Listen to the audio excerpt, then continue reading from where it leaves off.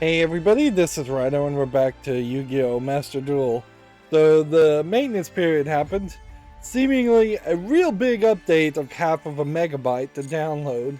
Unless it's just gonna download this to then launch a new launcher to download more. So yeah. Doesn't seem like too much has probably changed. We have another update here, issues with cards with duels. Issue 2 and 3 now. An issue was fixed with the effect resolution of Brotherhood of the Fire Fist. This issue has been fixed. Man, that is the wrong color font for that. That is just impossible. And the features function as intended. And issue fixed on Imperial Order. Issue not fixed is the life points not being displayed correctly. And there's several issues here. And you're trying to basically break them up into categories so they don't really have to highlight how many there was. So remember, the maintenance here said it was going to get rid of rooms and match history. So let's see how that really plays now. Record of gems obtained, record of items obtained. Nothing there. As far as the match history, replays still seem to exist. So, not really sure what they meant by match history going away. And then rooms still kind of seem to exist. So, yeah. I am uncertain. Let's see. My network has been just a total nightmare lately, so I really have not been able to play ranked anywhere as much as I want. These selection packs look to be the same. These structured packs are the same. I actually have enough gems now at 5,000 to think about just saying, hey, how important or how much is 500 gems worth to get 45 cards?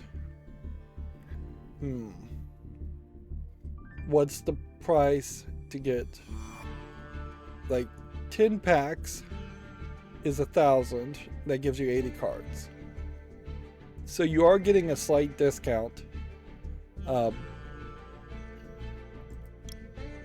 if you were to just buy this twice. Yeah,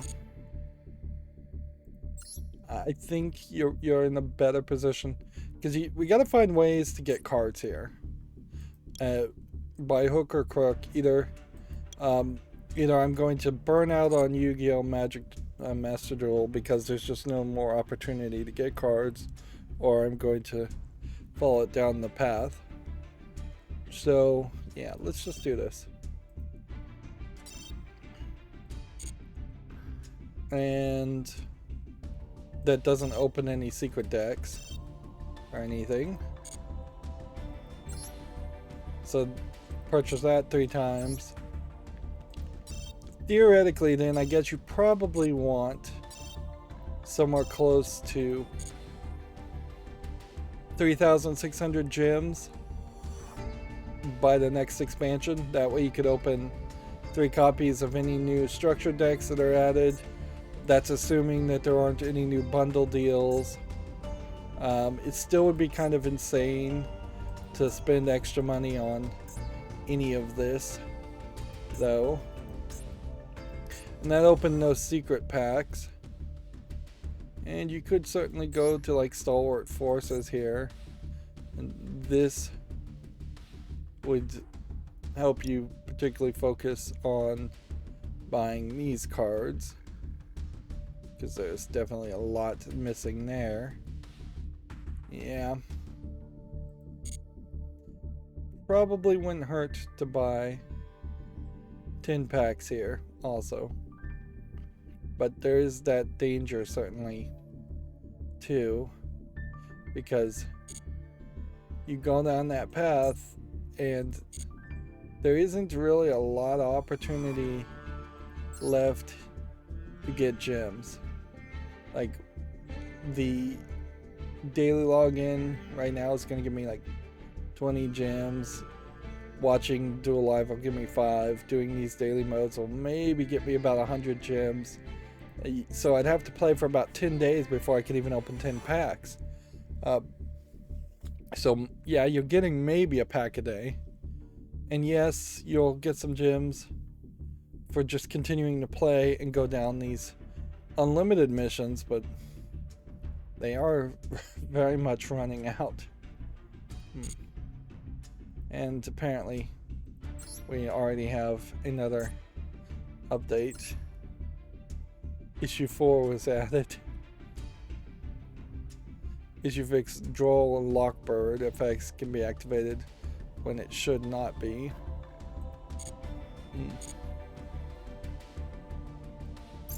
Anyways, we're here to do solo and wrap up the solo series.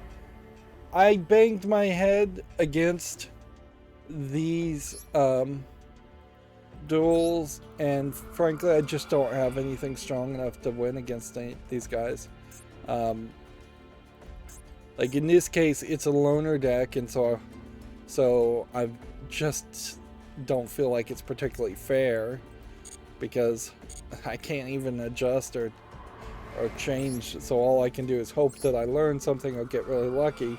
And most of these victories that I have gotten are straight up just through luck. I've tried all the structured decks I have. I've tried my Exodia deck. Eventually, with enough time, I would get these done, sure, because eventually my Exodia deck will just summon Exodia. But I don't think it's worth delaying wrapping up covering this stuff.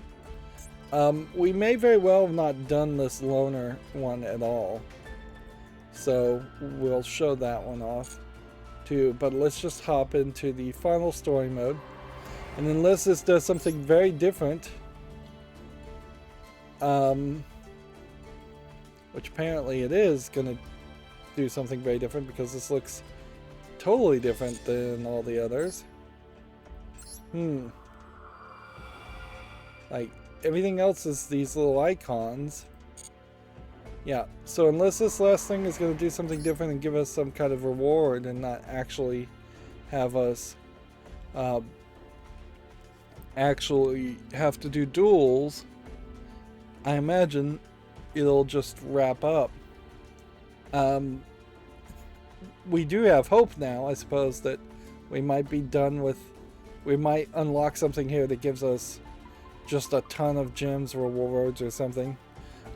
Effectively, you need something in this game that would give you gems for just existing, just logging in every day, something higher than what they're offering. But on the other hand, maybe I'm trying to rush a little too fast and get all 6,000 Yu-Gi-Oh cards, and they're trying to slow me down because it'll be a long time before they add more Yu-Gi-Oh cards to the game. It would be pretty much a disaster if most players, free-to-play players, got all the cards to start with on day one, and then a big pile of gems they couldn't even spend if they wanted to. That was one of the, I think, anti-selling points around the concept of Artifact being more of a deck building game, and deck building games in general is why they just don't tend to really sell as well, in that they give you all the cards to start with. I did also, and this doesn't have much to do with anything, but I did see a meme online of when you're tired of being defeated in ranked on Yu-Gi-Oh! Master Duel, you pull out your most important card, and then it's a picture of Joey Wheeler with a credit card superimposed where he'd be holding a Yu-Gi-Oh card, which is a funny pay-to-win joke. The whole issue, though, of pay-to-win is, yeah, any free-to-play game that gives you cards is going to be pay-to-win. Like, the only way you avoid that is if it was absolutely impossible to buy cards and you had to earn cards by playing the game a ton. And all the microtransactions would have just then been cosmetic. And that would have been nice, certainly, but in collectible card games, that's not likely to ever happen. That in the real world, the collectible card games are pay to win. It would be, frankly, a miracle if the digital version of a real world pay to win game somehow stopped being pay to win. Anyways, let's move on. Channel the World Chalice with Link summoning that utilizes normal monsters to summon more powerful monsters and face off against the crawlers using world armor, which has a powerful effect when flipped. The battle for the world legacy begins. Okay. And see, that had a symbol of a gate, but ooh. Oh, so it's more. And it's splitting around more. So maybe everything up until this point was simple tutorial things or things that may have even been copy and pasted from a previous game, and now they're taking it to the next level. At the very least, we're going to see more story, and we're going to get more reward for seeing more story. And these probably are more recent cards. I wouldn't be surprised if we see even better animation or even voice acting here. Chosen by the World Legacy.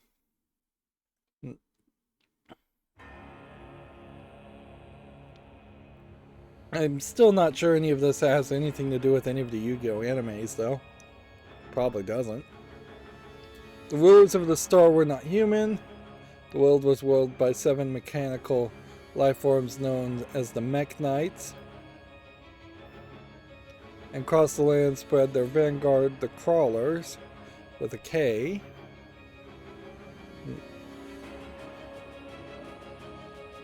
No, it looks like it's pretty much the same panning and zooming in and fog and lightning effects. These crawlers tend to swarm and destroy all human-made structures in their path. They most likely lack any emotion. Helpless before the ruthless machines, mankind had no choice but to live in hiding. Dense with the thick trees, the gloomy even in the daytime, the hinterland known as the Forest of the Stars. Therein lays a hidden village. Come on, read this right. Where humans lived inconspicuously. The village was protected by a barrier that would prevent intruders from invading or even discovering it. The ritual wand, passed down through many generations, made the barrier extremely resistant, and it had never broken, not even once. Not once. What's funny is a lot of this so far feels very similar to one of the stories that Shadowverse told. So who stole the concept from who would be a question. Although, in fairness, one group of people that are more natural hiding from robots is not that crazy. But even so, the villagers were suffocated by the anxieties day after day, not knowing when the great threat would come knock at their doorstep. From within the suffocating unease of the village, there were still those determined to fend off the crawlers. Arum and Ningirusu. And I assume 2 more cards will appear, otherwise why not put one on the side? There was a reason they fought so desperately. It was the village priestess and younger sister of Ningirusu.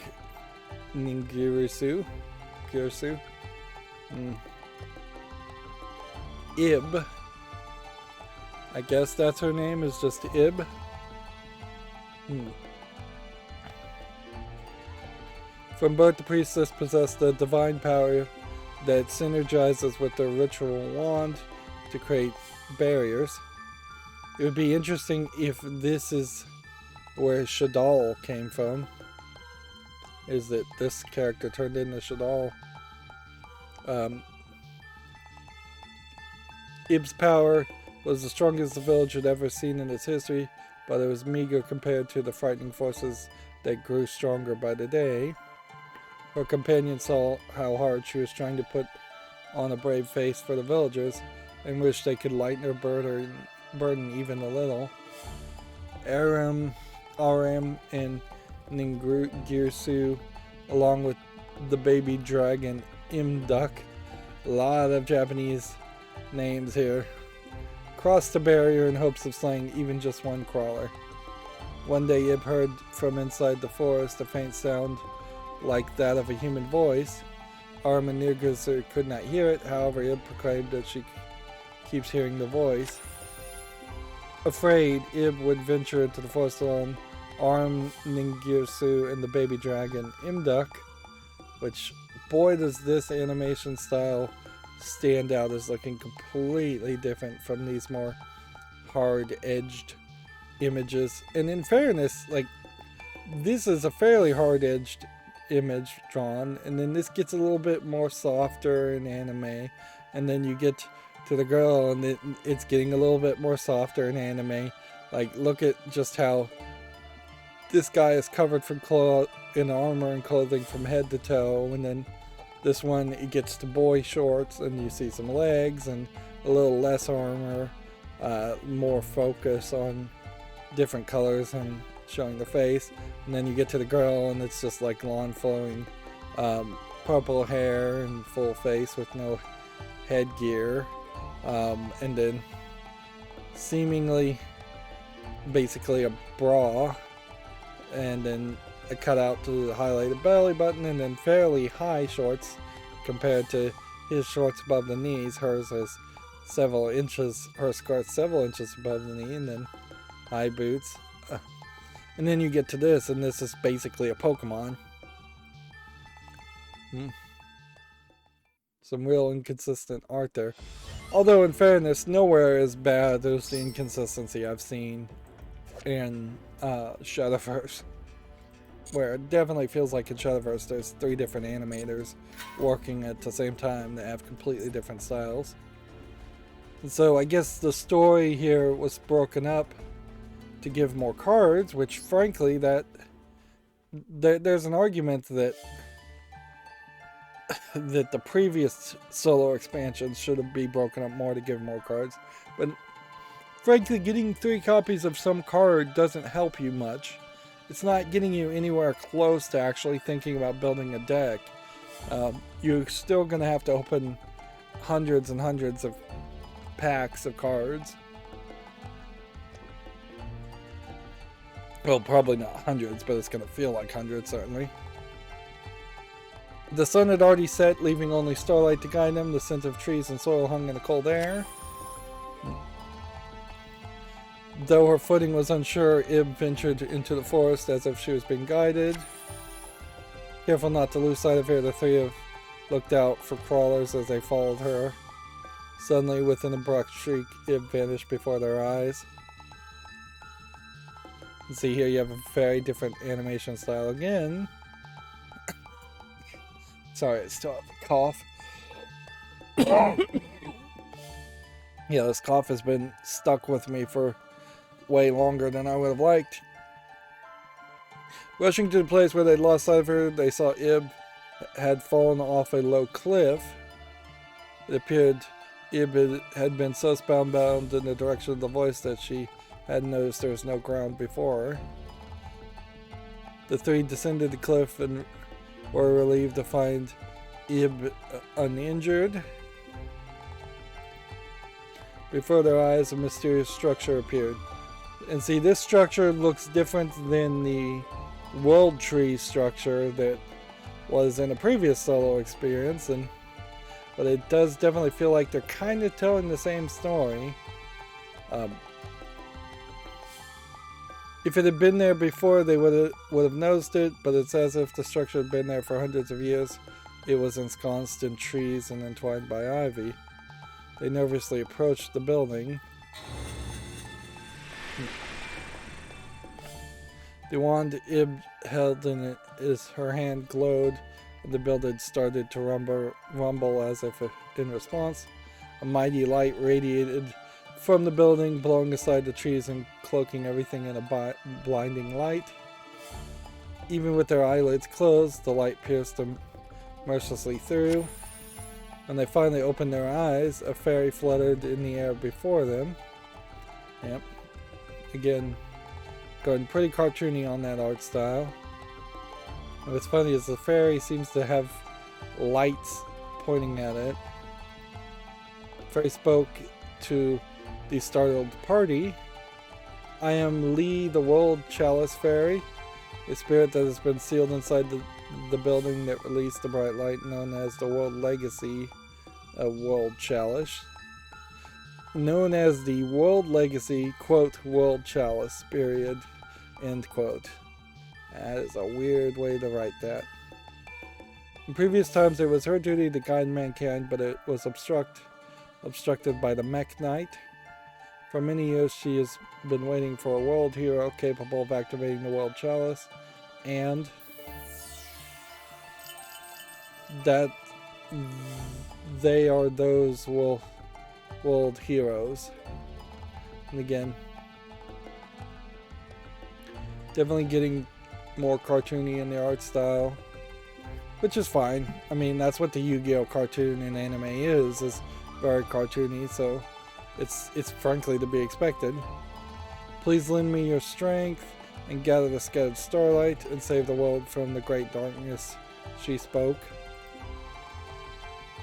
Though bewildered by Lee's story, Orem and the group were moved by her earnestness and decided to lend a hand.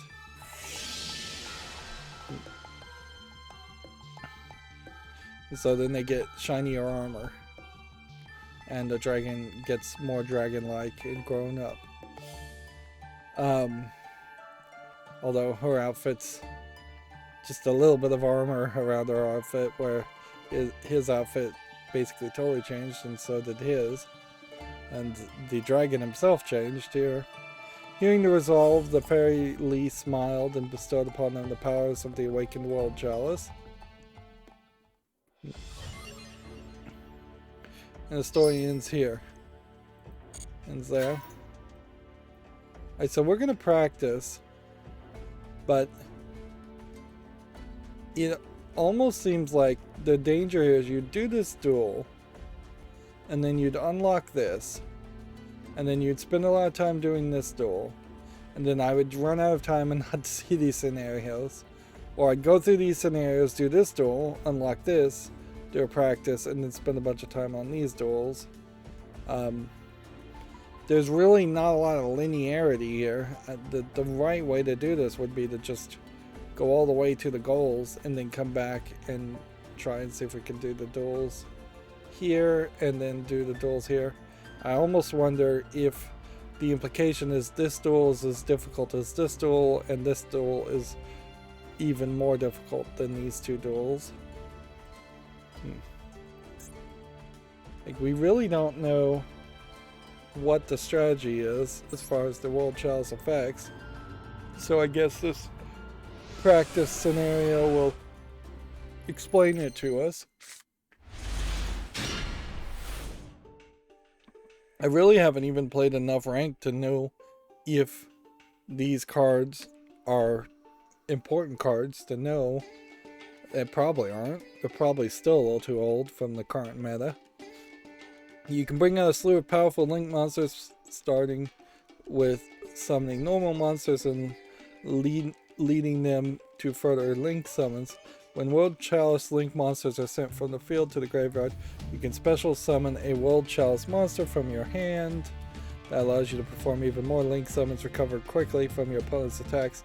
Keep World Chalice monsters ready in your hand for even more effective strategy. Okay. So we're probably going to do a one-turn kill here. We have the 3 human characters. Yeah. Link summon Aurum, World Chalice Blade Master, and win the turn. Win on this turn. Summon. I kind of appreciate that they start by telling you the final step you're gonna do. Start by summoning Chosen by the World Chalice, and then Link summon Imduk, the World Chalice Dragon. Because all the previous ones definitely have not gone down that route of telling you specifically what you're doing, so you didn't do these actions because you're told to do these actions, but you don't know why. So Imduk is a Link summon creature, and Link summons are the L's, where you just have to send somebody to the graveyard.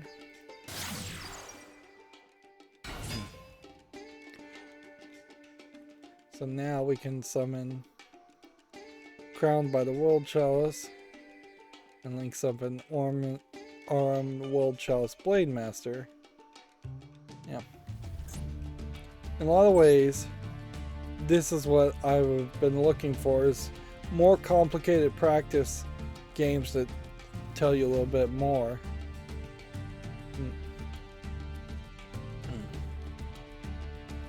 I'm still not sure what this pointing forward does, though. It doesn't feel like it does anything. And so I still don't really understand, because there's no description here that says, if this card battles an opponent's monster that this card points to, you can destroy the opponent's monster. If this card was sent from the field to graveyard, you can special summon 1 World Chalice monster from your hand. Okay, so this one actually does tell you what it does. Maybe it's just because it's hidden amongst the text. And when these get translated to English, the descriptions and explanations clearly get long.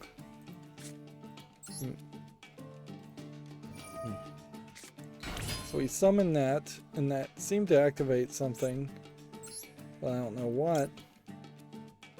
This lets us summon this by then tributing these two. Aurum World Chalice Blade Master. You sent Imduk World Chalice Dragon to the graveyard, so use its effect to special summon a World Chalice monster from your hand. So click yes.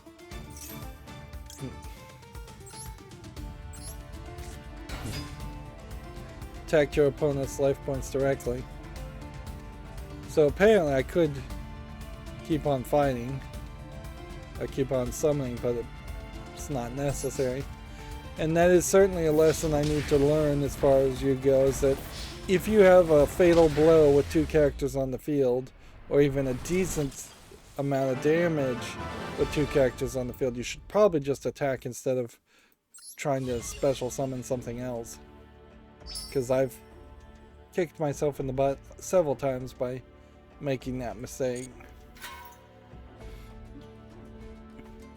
Yeah, I know there's 2 gates here, but unless these 2 gates are incredibly expensive and require multiple resources, or they require Earth specifically, there's kind of no way whatsoever that I wouldn't be able to unlock these gates. Let's do this game.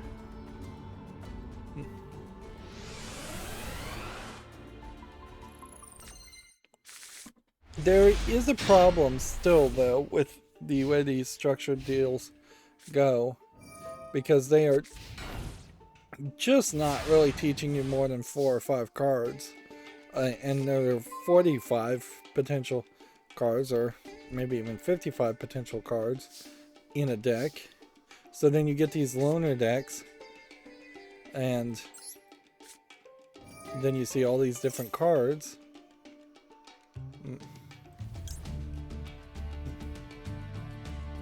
Let's see, who do we want to bring out?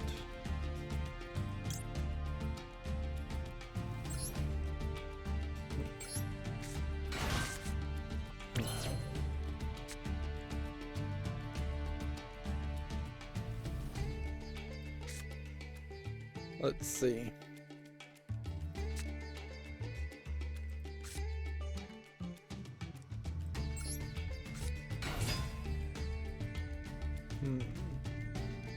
Now, special summon.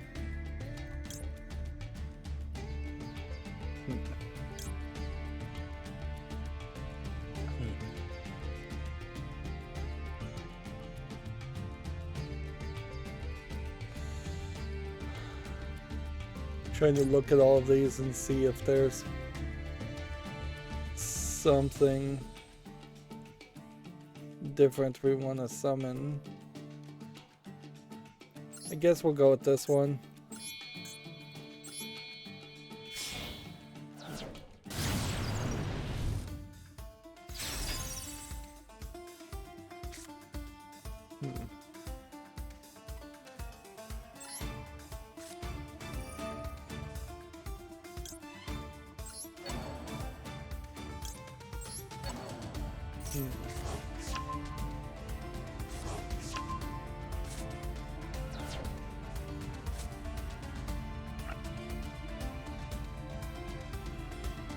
Just go ahead and attack here. Should have probably done something a little bit better, but this should work.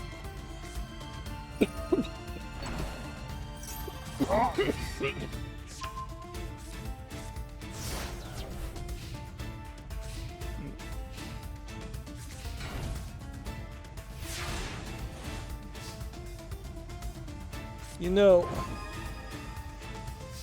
well, let's start with this, but this says you can't attack or tribute. Does that mean I can't use Link Summon, though?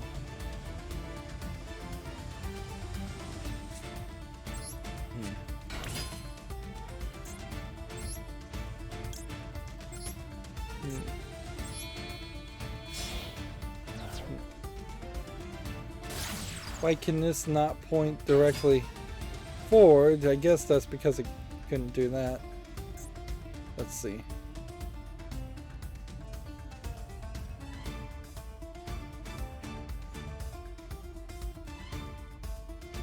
Discard a sim from the graveyard.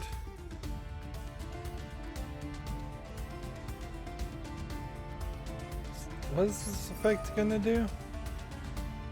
Tribute this?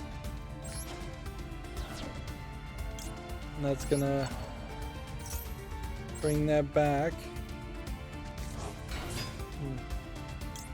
And then activate this effect. And then I guess summon. Nope. Can I go back? No, I can't.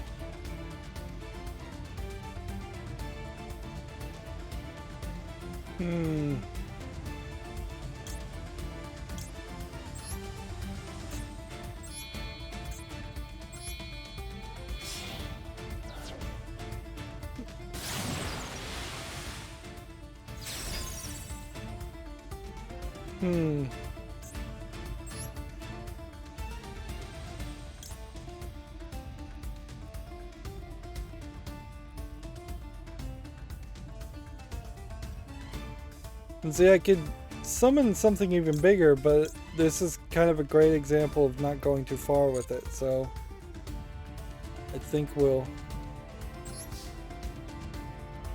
go ahead and just attack and attack. And we'll special summon it next turn. Actually, we should have done it in the main phase too. That way he doesn't have some way to really mess us up, but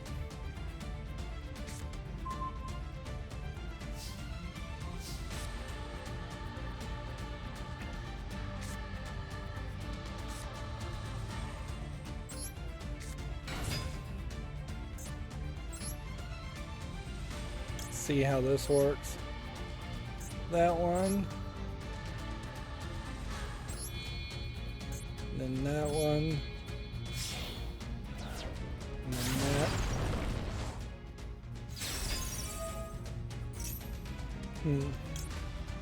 that. Activate that effect. And activate this effect. I have a setting enabled here so you can pick which effect in what order. Honestly, you probably don't need it for most scenarios, but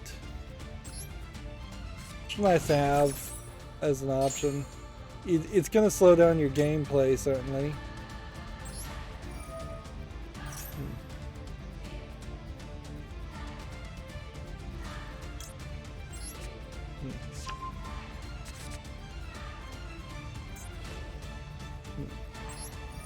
See what this effect does.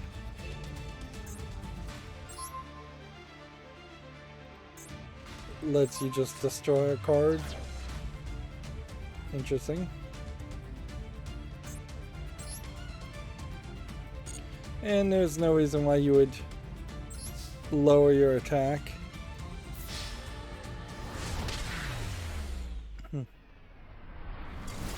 So there is also an effect monster of the dragon that you can play.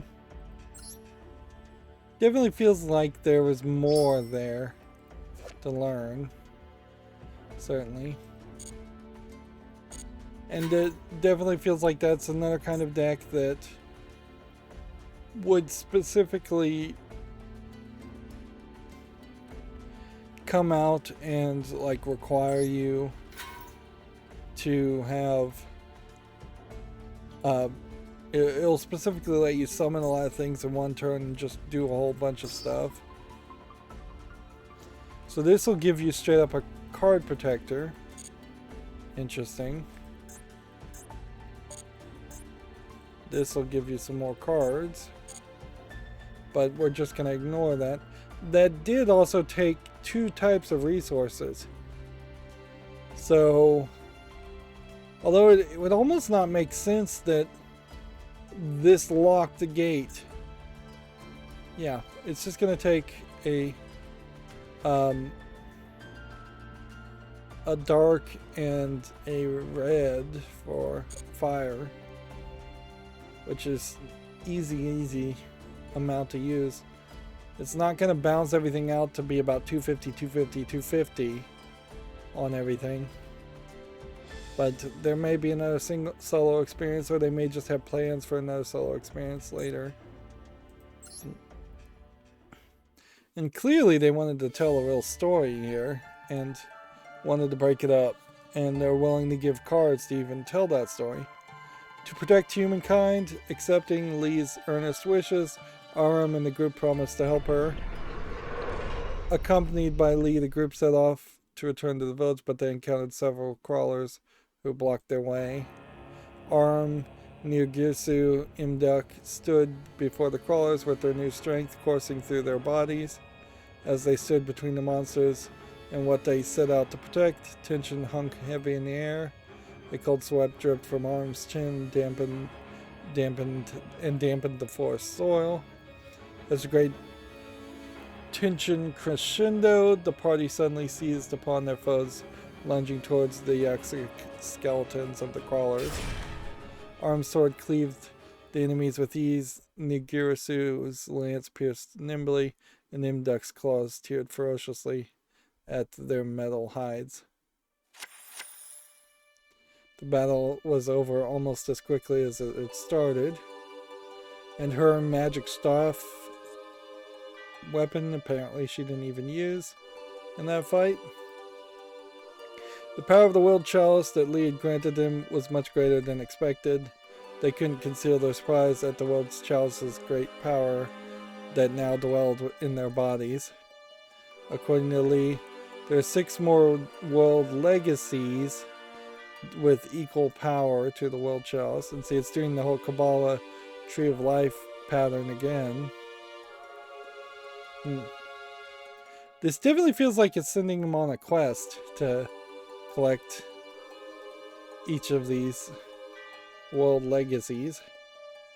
If they were to be recovered, it would be possible not only to destroy the crawlers, but to destroy the mech knights who ruled the world.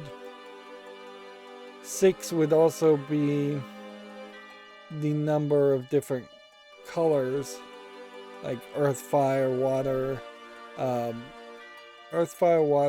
air, dark, and light. This information provided a great ray of hope for the village people who lived so long in the gloomy forest.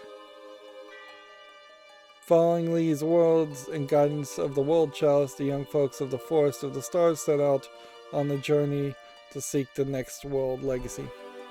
You see, the problem with this story, if this was going to be the Yu-Gi-Oh anime, is how do you get the cards as a main focus?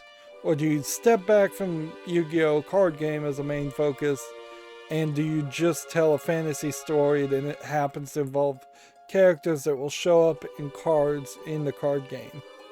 Because when you compare it to Pokemon, yes, the Pokemon in the Pokemon anime cartoon do show up in the Pokemon card game, but there is never a case where you see Ash Ketchum playing the Pokemon card game, although maybe there was an episode where something like that happened. That being said, almost every single Pokemon episode is effectively replicating the experience of the Pokemon RPG games, which are the more mainline games. So that they're just focusing on the game that will sell more copies and make them more money. It would be fairly hard. There probably is something like a Neon Genesis Evangelion trading card game out there that was released in Japan, probably Japan only. And certainly you could do something like that, where you could just take a recognizable series, a Dragon Ball series, for instance, and make a collectible trading card game around that. There almost certainly is something like that out there too, but it doesn't quite have that consistent reinforcement and advertising like a Yu-Gi-Oh cartoon would do to just bring new kids into the idea of playing Yu-Gi-Oh. So as it is set, it seems like they just want to tell a story here for no real reason, other than to maybe have a backdoor pitch to make a spin-off cartoon that doesn't have anything to do with Yu-Gi-Oh! Which frankly, that wouldn't be a terrible idea too. I also suspect, since the story is going a little bit longer, they may get a little bit more complicated with this, so I wouldn't be surprised if this next scenario says many years have passed and they defeated the Mech Knights and then they became the bad guys, and now you have to defeat them, because that would be the way a story like this might go, is that you're given some power to young, impressionable people who can be corrupted by that power fairly easily from some unknown source, and then they set out on a just quest at the beginning, and over the years, over the time, the morals get compromised and they become the bad guys.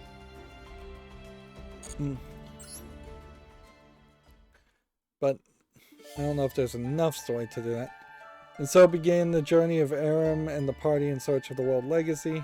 Although the party was on a mission to save the world, as their first time in the outside world, everything they saw and heard felt fresh and vivid. No matter how many crawlers would appear, Aram and his friends would fight them off, and they did so for several days. How long must they have walked? The other thing here is she effectively took the staff, and she was the person charging the staff that was maintaining the barrier for the village.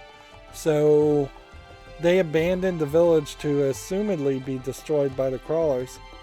Um, like, it would have made more sense to say, we've got to get her back to the village. Honestly, it would have made sense that she would have never been allowed to leave the village because she has to protect everybody else. And then just these three would have gone on a journey. How long must they have walked with Lee as their guide and the world chalice as their beacon?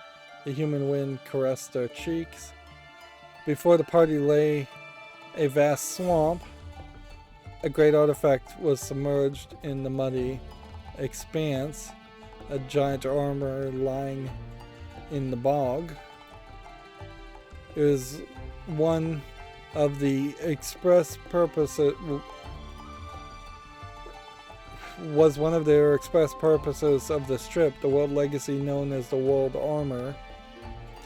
I've seen several animes try to do that whole narrative of like ancient giant robots just left for hundreds of years and just a history of some giant battle.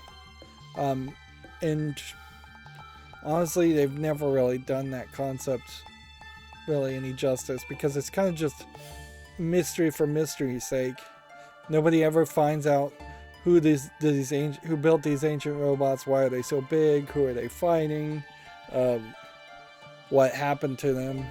None of those questions ever get answered. It's just for the background, we wanted some ancient giant robots.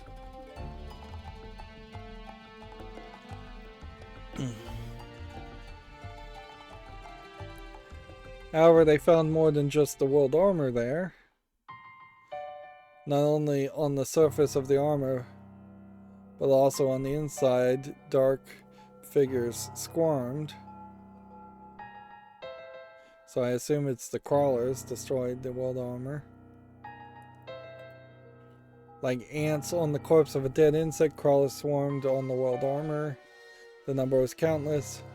From the red monocular emanated a bizarre light that filled the party's field of vision. The horrific sound of the crawlers' metal hides scraping against each other united into a thunderous cacophony as the earth was shaking. As if the earth was shaking, I think is what it said. Standing before the three were superior specimens possessing power far greater than the crawlers that had crossed their path previously. Witnessing an overwhelming sight, the party decided it was reckless to try to break through from the front. On Lee's suggestions, the three dared not to engage and instead headed for the world armor.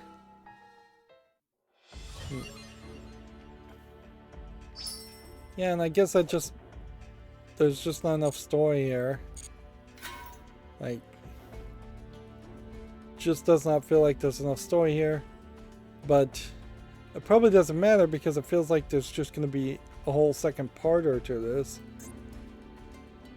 But it is going to potentially be locked behind these Loner deck games or my deck games. Like you have to get a victory on one of these to move the story forward. And it's already been 50 minutes just to get to this point. This could very well just go on forever also. Because we could do the next part and then it could just be to be continued.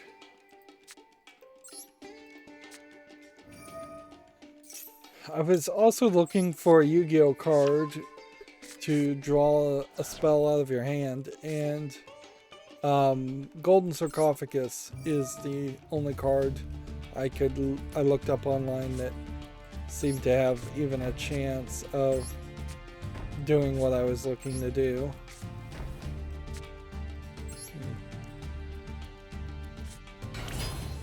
Okay.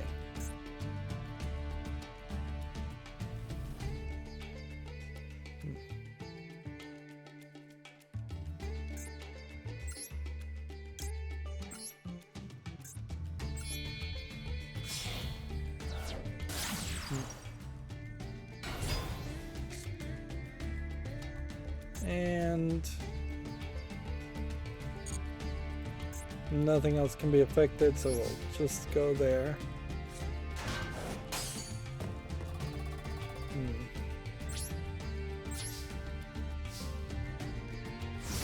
So yeah, I could add another spell, or add Golden Sarcophagus into my custom deck, and that would kind of make some sense.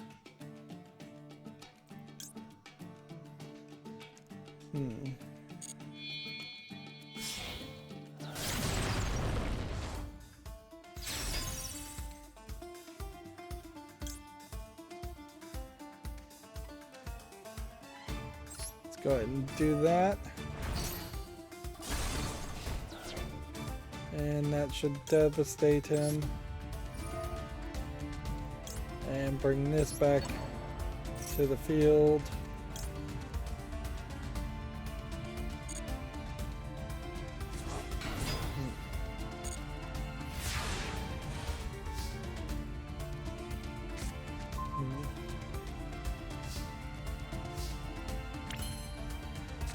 Okay.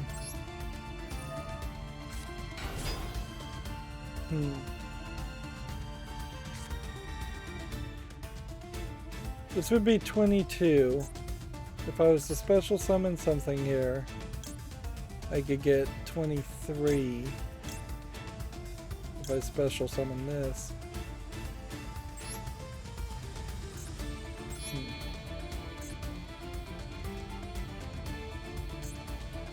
I guess I have to do that.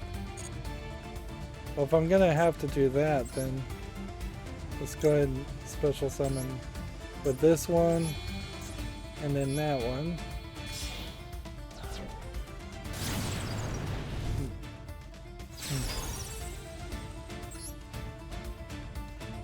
Interesting. Why did this effect not work?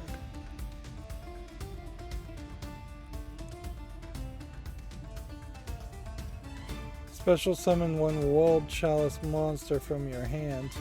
Oh, I needed it to be in my hand. Well, then that was probably a slightly bad time to activate that, but probably not the worst time to activate that. In the end, it's going to do the generic solution of just potentially letting us win, so we don't have to bang our head against duels. If anything, maybe by spreading it out a little bit more here, they've made the game,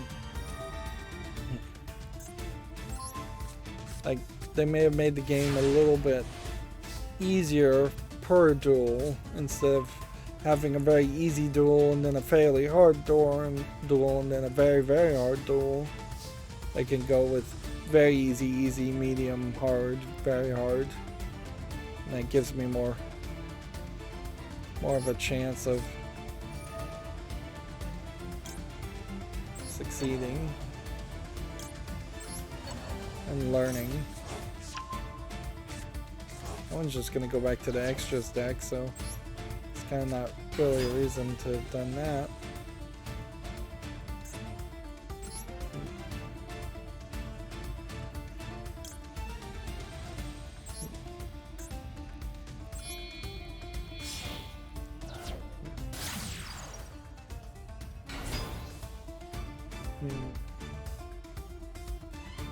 Well, I think that probably works.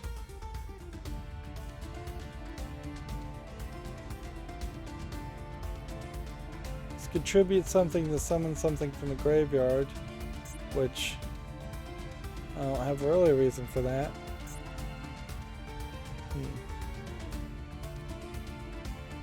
I could destroy a card, or I could just assume I'm gonna win.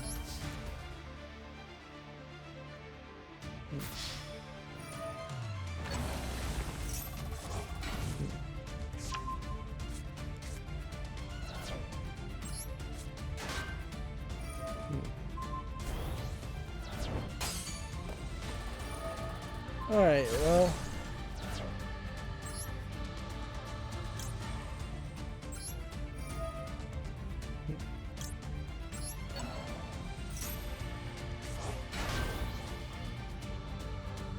Well, there's nothing else I can do here, so...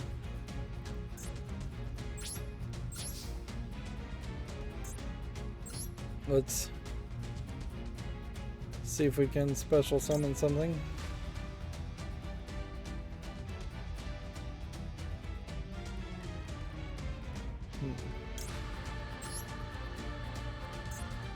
Sacrifice that one. And sacrifice that one, I guess.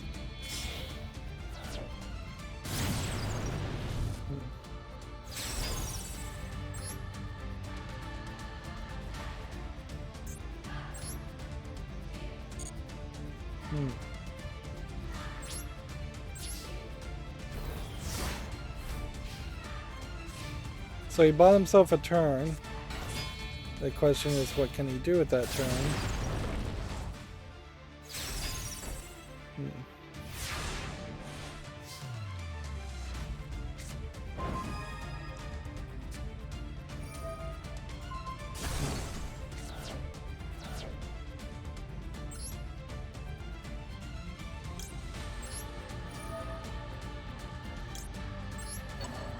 Go ahead and put this on the field.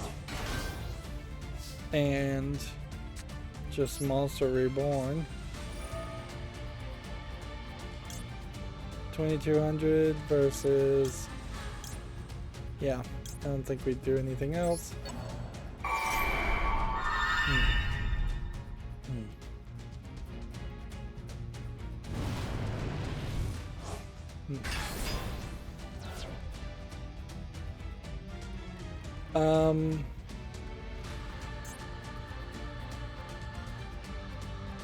Is there any real reason to special summon this guy? I don't think there is, so... it's just...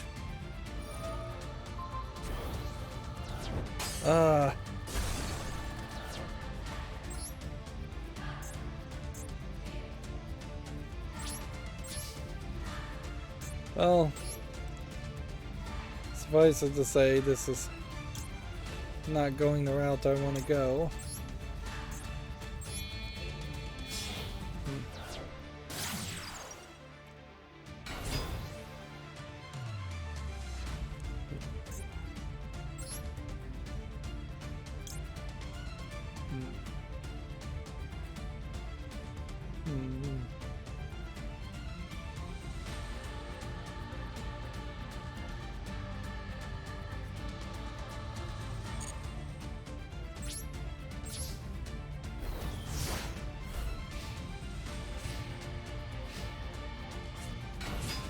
Yeah, I may be kind of doomed here.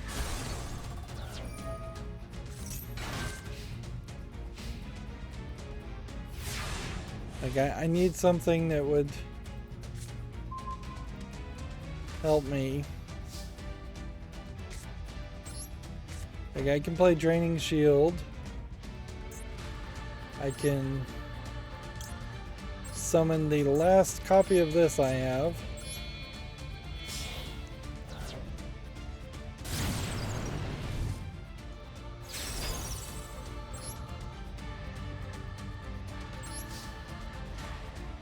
And then I can try and kill this while there's a decent chance of him not having a spell card to play. It's funny is they show you the cards, but they don't let you continuously see the cards, and they shuffle them up so you don't know, at least for that card effect, you don't know which is which. Kind of doesn't matter. None of these have the ability to pierce defense characters.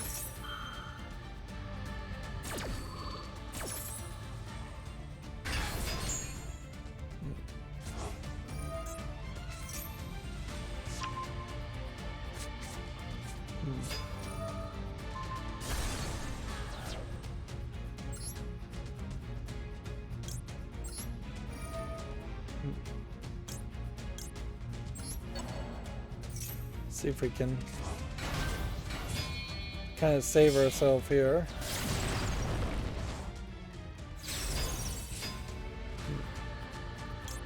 activate this. That negates the attack. That puts you at a draining shield to give you health.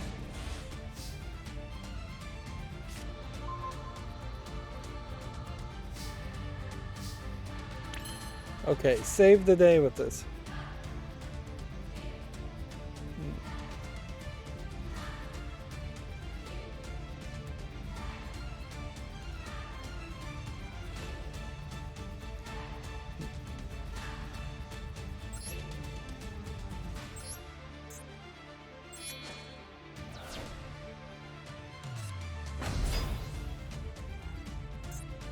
Okay, that did nothing for us. What does this say? You contribute this card, send one monster to the graveyard. You can use this one of each of the followings. Just gain abilities. Well, I might be able to survive one turn, but it's not going to help me any. Unless there's something really weird or special about this card.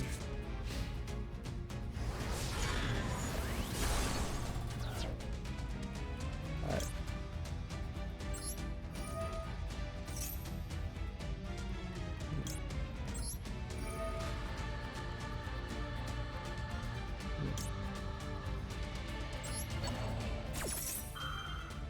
Maybe there is something weird and special about this card.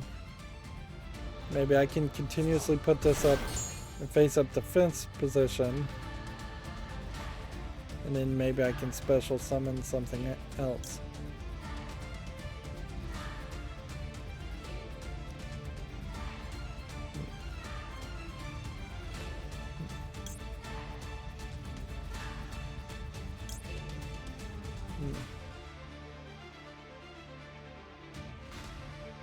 You know what? Let's not do that. Let's look at this.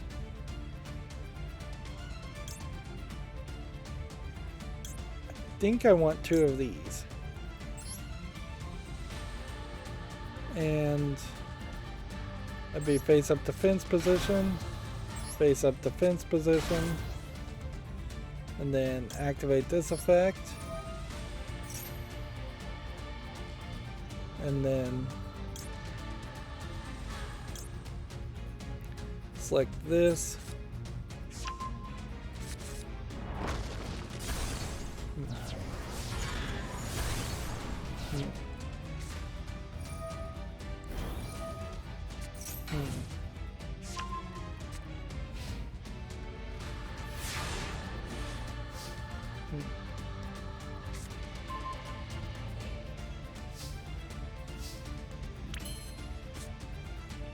Set. Here. Activate whatever effects in here.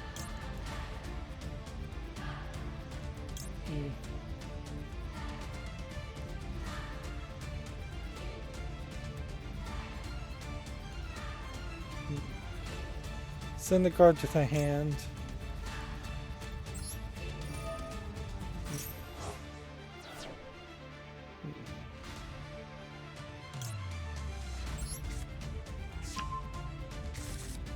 Okay.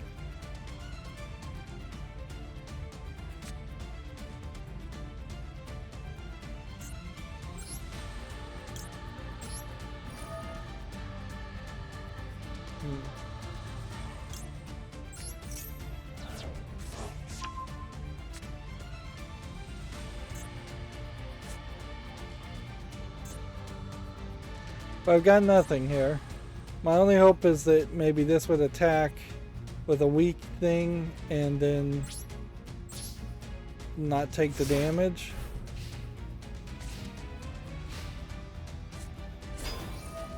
Like if this 900 had attacked that face down, that probably would have won.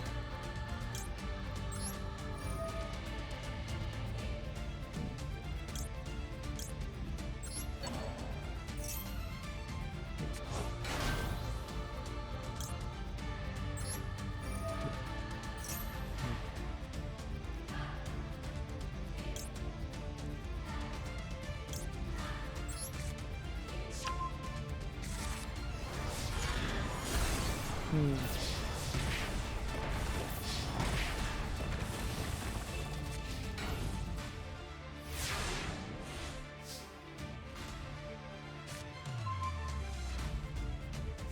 Well, I'll be darned. This is crazy. But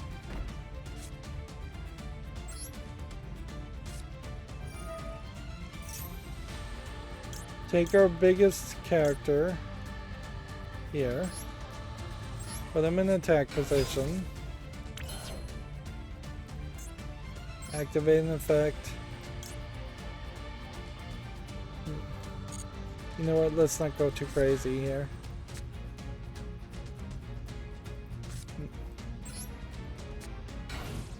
Put that there.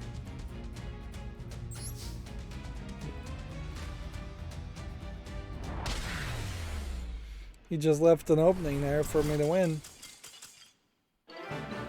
If anything, that feels like the first time ever where they actually kind of tried to cheat in my favor and just help me win.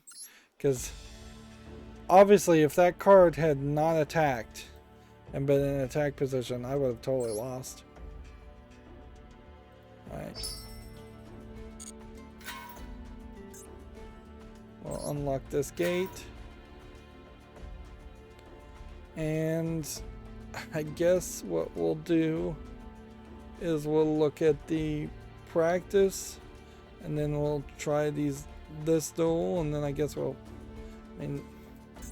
we could just try these, I guess. We'll just start on the left and see if maybe we can get some easy practice duels here.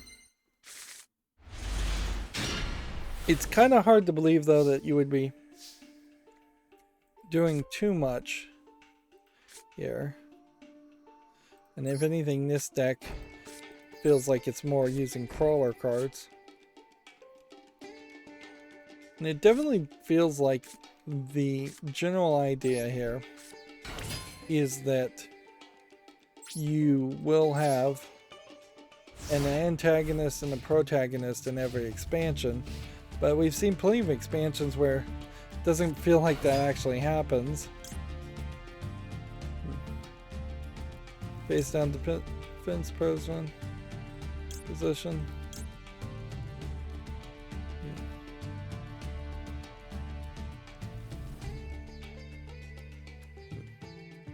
Alright, so I want to activate this effect first. Nope. Oh, darn it. Oh, maybe we can chain the effect though. Ooh, we can. So we chain the effect happens, it destroys it, and that sets me up for that character to show up later.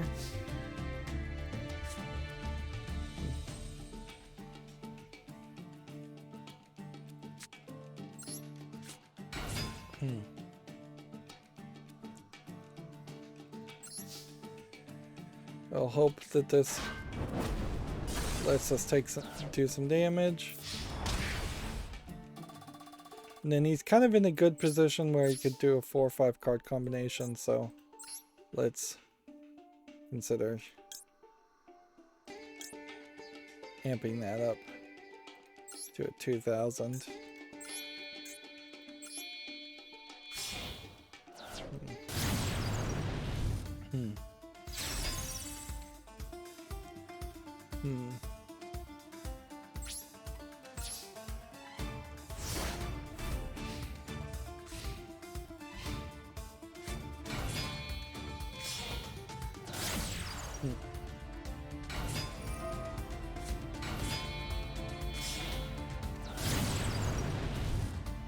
And he's summoning the same thing, so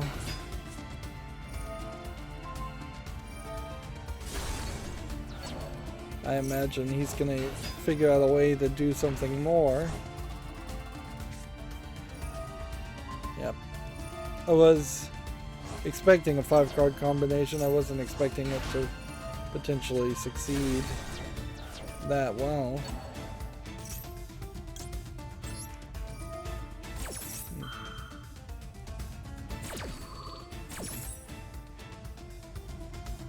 So.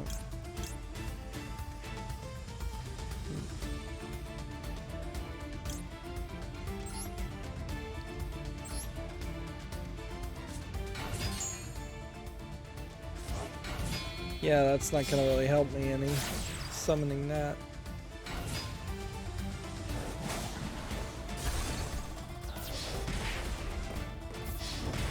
Yeah, you can pretty much assume you've lost here.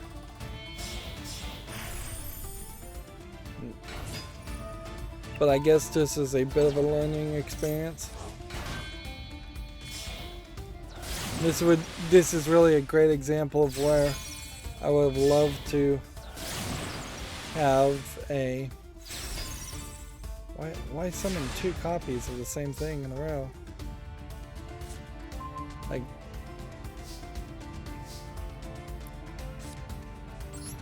I would love to have a pre-built deck that would have let me guarantee a victory here, just so I could move on and show the next deck and the next challenge.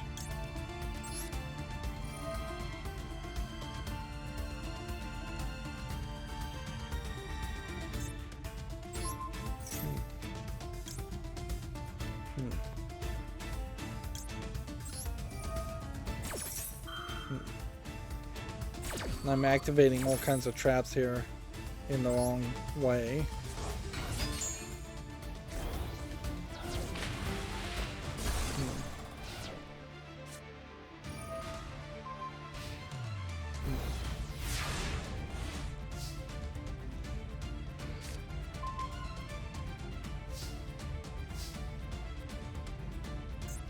It would be frankly insane if this somehow changes things.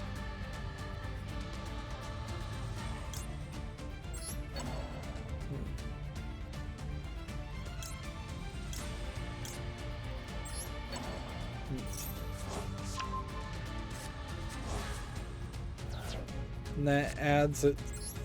That was to add cards to your hand, so I messed up there.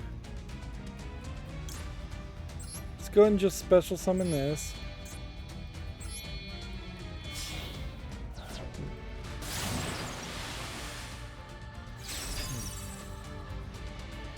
Yeah, she doesn't have any special ability or anything.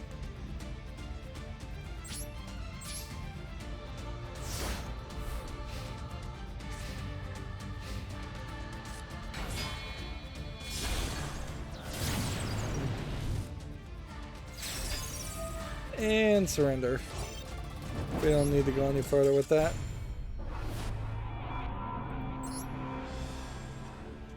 Alright, so we tried that. We didn't win. So potentially I might have to play this off screen. Obviously I'm going to have some stuff just left off screen anyways. Let's see what this practice is and why it's giving us another 250 fire. Like, what is the strategy that they wanted us to learn? Wow, this seems weird. What makes Crawler deck unique? Crawler monsters have special effects that activate when they are flip summoned. They also have very handy effects that allows you to special summon 2 other Crawler monsters from when one leaves the field because of an opponent's effect.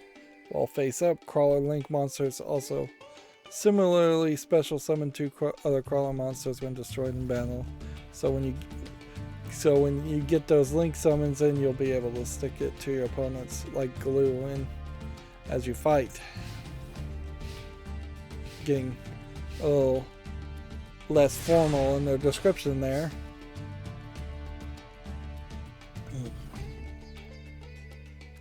So we are playing as a Crawler deck, which utilize the effects of World Legacy and Shadow to link summon X-Crawler Quailiark. So activate this effect, and then all Crawler monsters once per turn you can special summon 1 level 2 insect from your hand.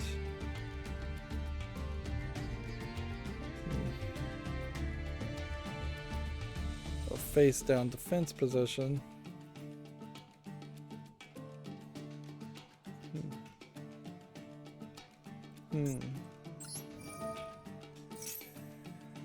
So they want us to summon this in face up defense position, which try summoning Crawler Dendrite.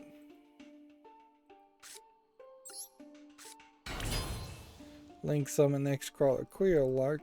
I don't know why it said try instead of just said summon.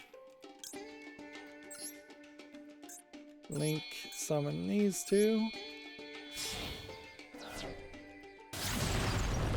We've seen this guy already. This crawler has different effects based on the number of crawler monsters on your field. Special summon Crawler Dendrite with Monster Reborn. It's probably a terrible time to use Monster Reborn, but whatever. The Monster Reborn animation audio is too loud, by the way. And now just actively destroy your opponent, which can do.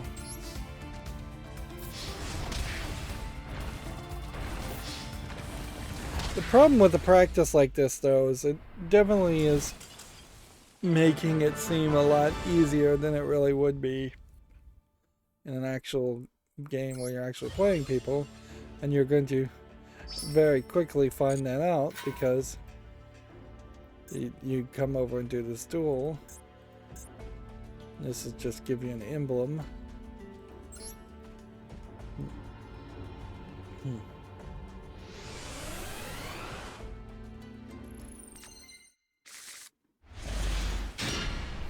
Let's see how this goes. Just read every card we're gonna play.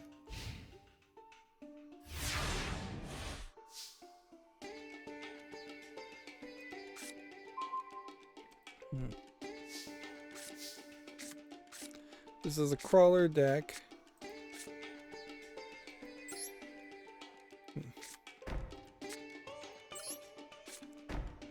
Okay. Flip, special summon from your hand or graveyard. Flip, you can target one spell and drop out of the field and destroy it. Flip, target one so not destroy it.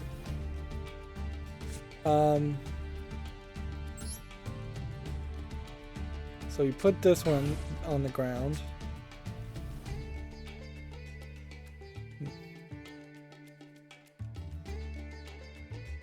And then we special summon this. Put that in defense position. And then end the turn.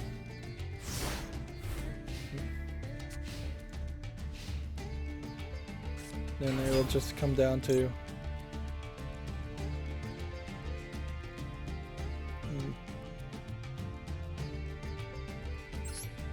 put this on the field, and I guess we go defense again.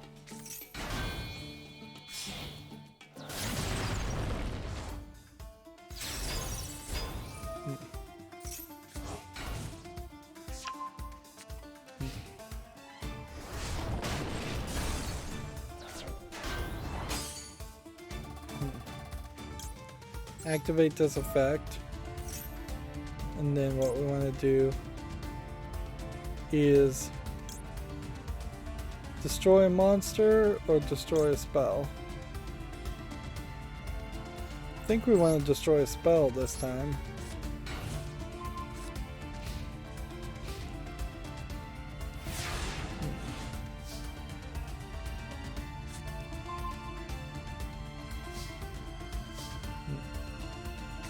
Go ahead and set another trap. Go and set this. And I go ahead and flip summon this to activate this ability and destroy that spell.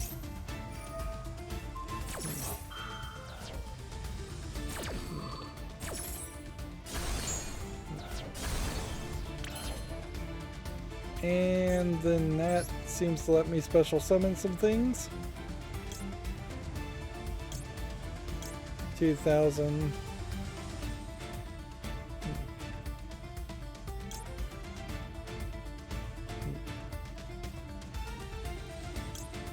looking at all of these.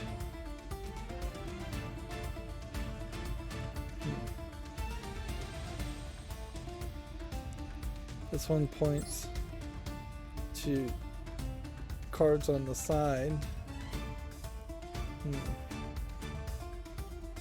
Which I don't think that would be good.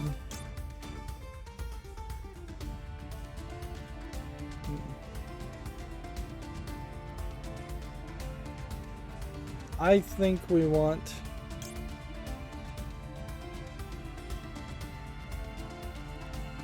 this.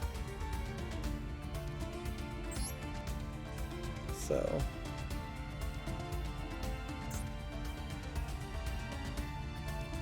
we want this one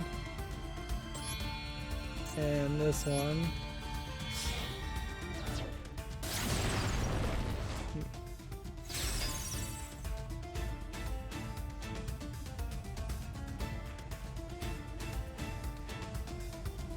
That didn't seem to work.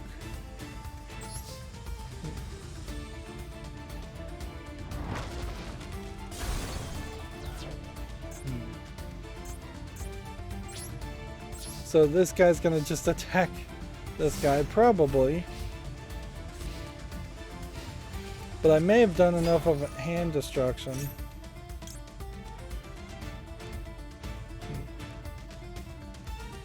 So this can now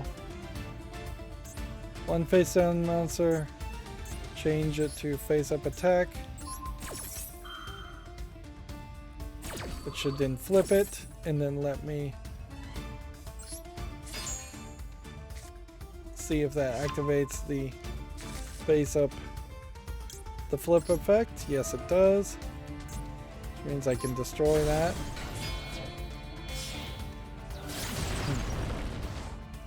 Which means he may have very little left. He's running out of gas, certainly. But so am I.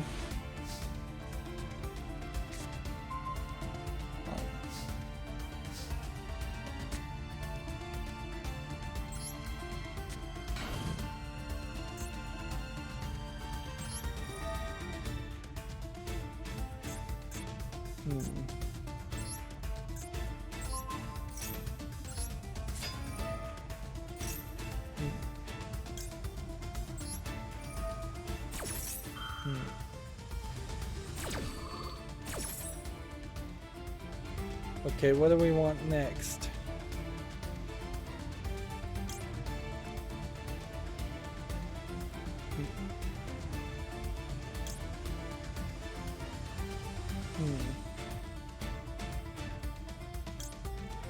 I'm just gonna take this and hope that this works.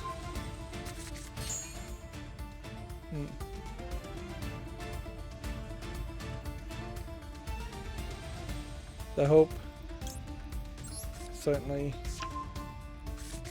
is going to be the key phrase there.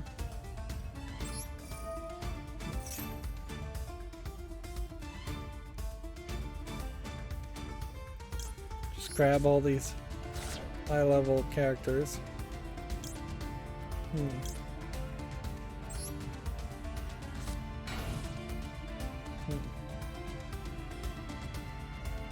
Okay, well that's interesting. So then the only question I guess would be, do you attack?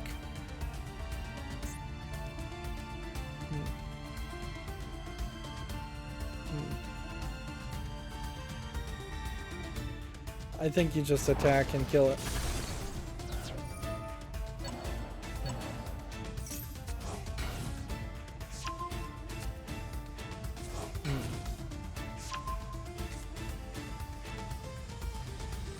Yeah.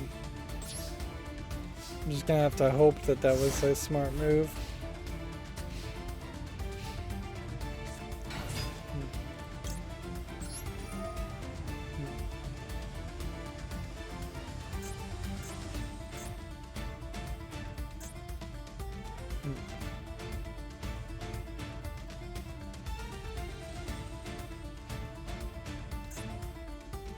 I guess I have no choice but to do this since I already chose to activate it.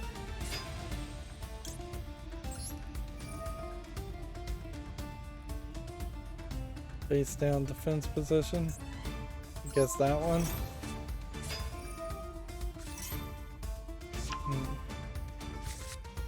Probably could have done better there.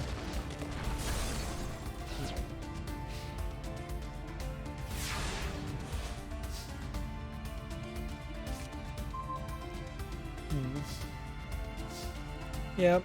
Once again, this feels like if I do win here, it is going to be because I specifically just like got beginner's luck. Okay.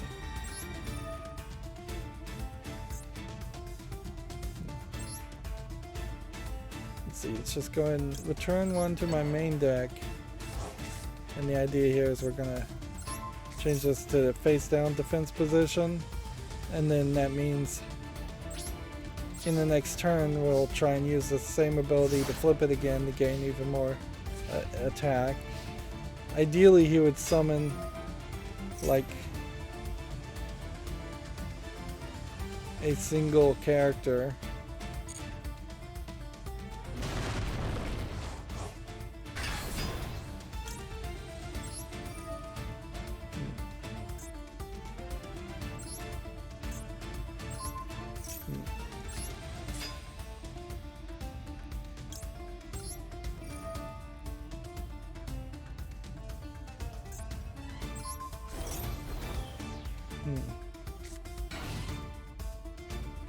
Didn't quite work the way I wanted it to work, but no, it looks like it might be working regardless.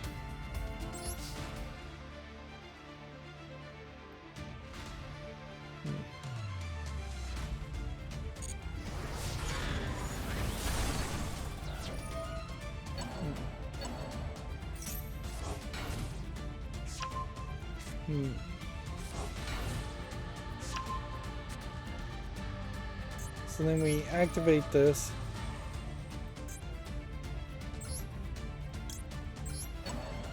And we go ahead and put this back in face down position. Then we end the turn.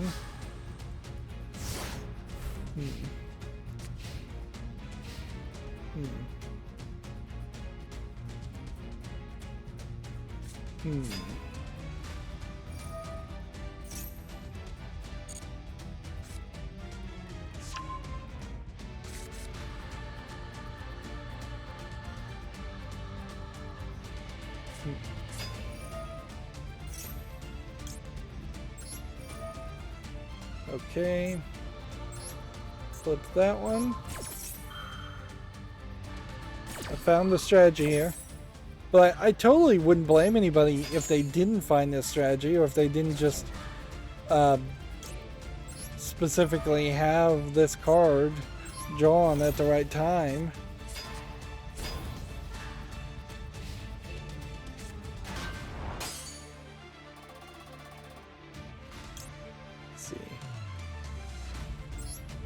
Go ahead and use this ability to add a card. I don't know if there's a real reason for that, but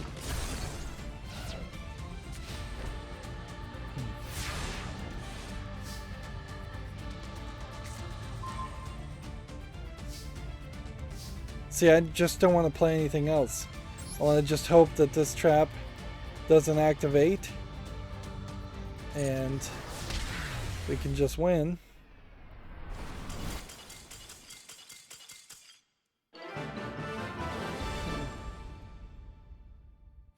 See, it's now been an hour and 30 minutes to get to this point.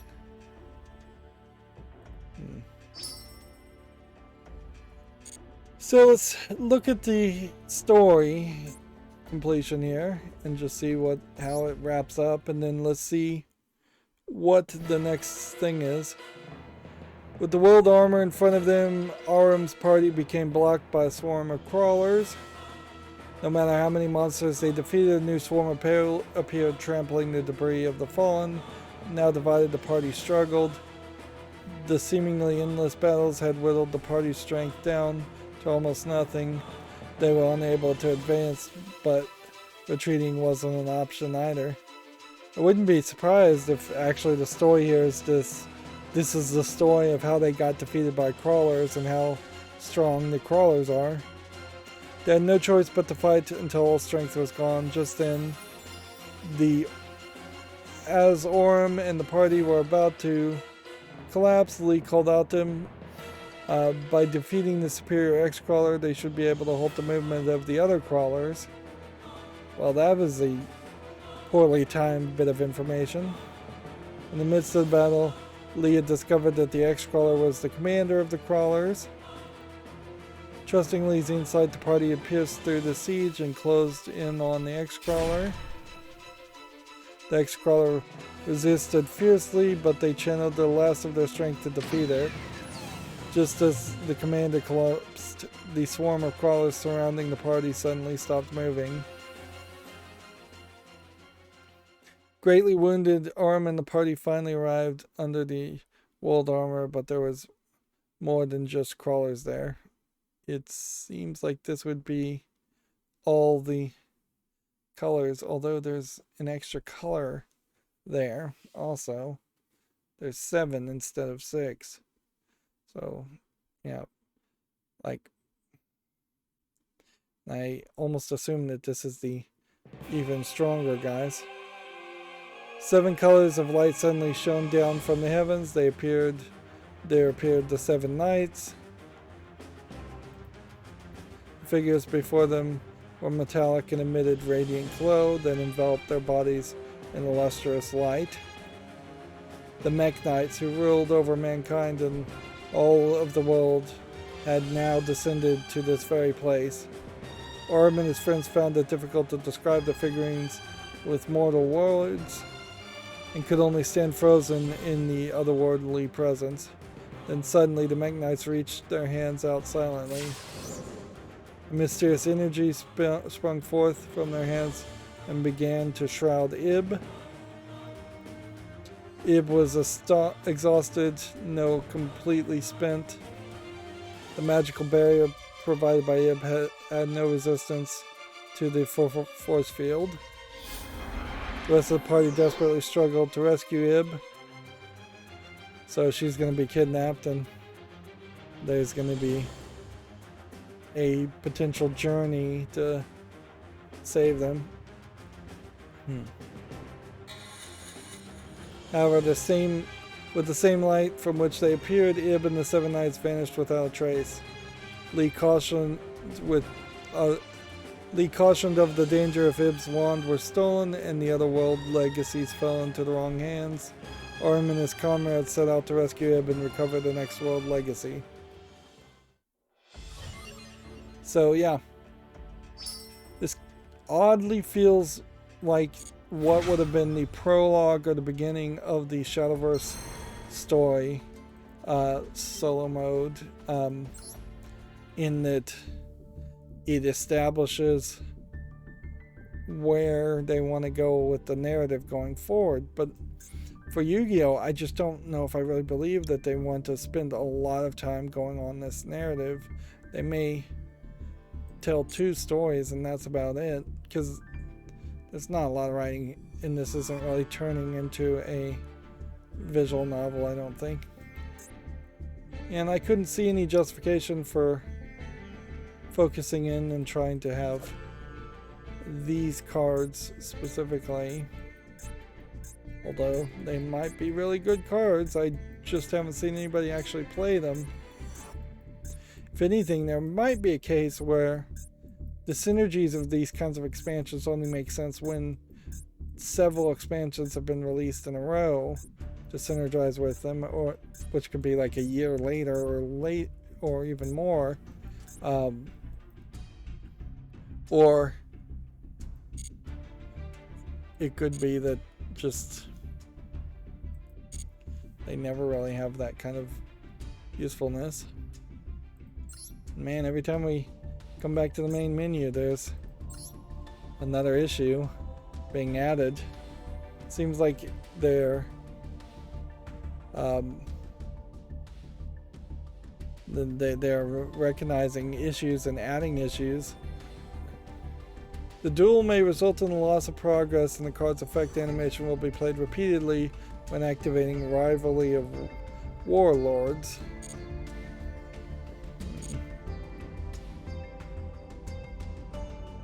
And then I think I dueled in solo mode, so I get 20 gems there for a daily quest. And that's literally it. So you're gonna get these duel in solo mode daily quests, I think, fairly often, even if you've done all the solo stuff. And so you will have to come back and just play it again.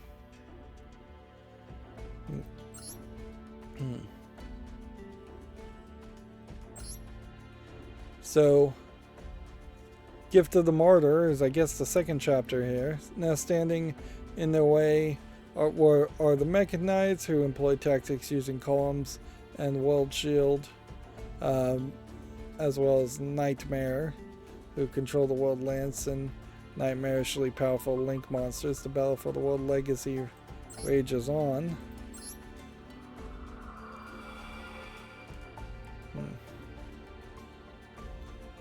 And yeah, I guess we'll just go a little long here and power through this. Because this is just going to be the same story, and then I'll be done with these solo episodes. I wouldn't be surprised if we don't see any new solo content added for 4 or 5 months. Although, in fairness, Yu-Gi-Oh! Is going to look pretty bad if they don't add a pretty large amount of content fairly regularly. This game is a little too bare bones, and it doesn't even really compare to where like Magic Arena was when it first came out. What's funny here is also Ib is being animated kind of differently now. It's hard to even recognize her in this profile, in this outfit. Ib was held captive. The stolen ritual wand was sealed inside the core of the Mech Knight's blue sky, its power source. She'd been captured forcefully, but up to this point the Mech Knights hadn't laid a hand on her. Ib was deep in thought. The Great Darkness is using the crawlers to threaten humankind. What if humankind apostrophe space S perception of Mech Knights had been wrong all along? Meanwhile, Orim and the party arrived at the base of the Mech Knights after a long quest to rescue Ib. And see, they definitely look like they're being drawn differently or in different outfits. Ruins of a forgotten civilization lay before them, the husks of decaying buildings long buried by crustal movements barely broke the ancient earth surface. Yeah. You still kind of get the feeling that all these solo stories could have taken place over a long enough period of time in the same planet. Just like a planet that constantly gets different kinds of magical creatures appearing and destroying it. It is a very one-note story, though. It's just like giant threat to the entirety of the world, and usually the world suffers and gets destroyed. Like there aren't any smaller narratives or just non-violent narratives happening here.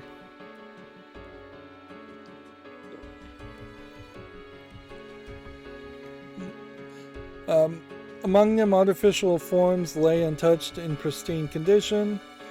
There, the activated World Legacy World Shield shone brightly, and the World Legacy known as the World Lance rose sharply out of the earth. So they got 2 of them, which I guess a shield is probably going to one character and the lance is going to the other. And we didn't even see the dragon character. Even with the power of the World Chalice, it was a fool's errand to challenge the Mech Knights.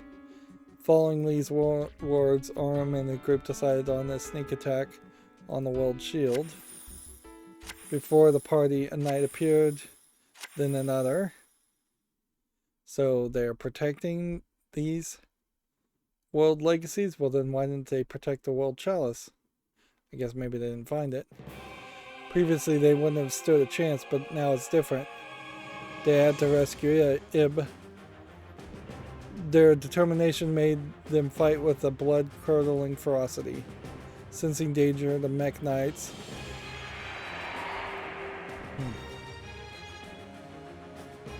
fused together to make a super robot.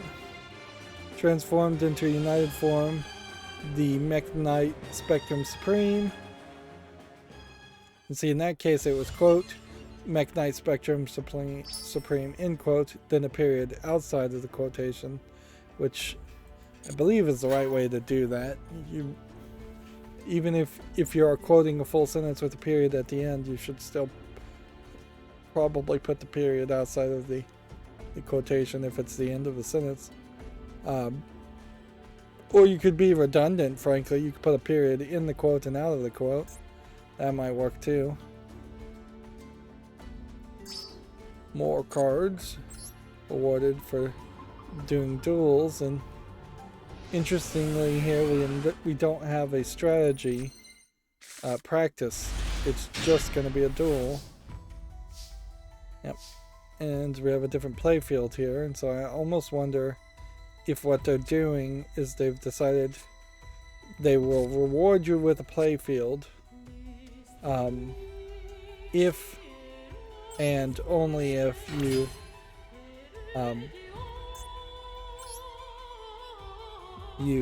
go through 2 solo mode stories. So yeah, I may have gotten 1 play field through everything I've done, but in the solo, but I definitely didn't get a lot, and there's still 5 of them you could buy in the shop that are unique. Like, ideally, I'd like to be able to do something more to earn a little bit more crystals. I know you can play in ranked and earn a insignificantly small amount of crystals, but that's not really a valid consideration.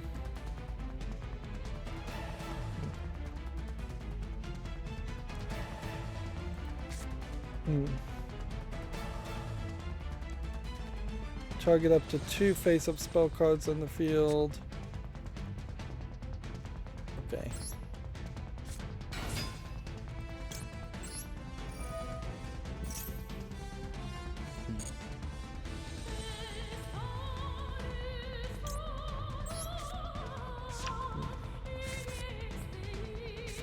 Okay.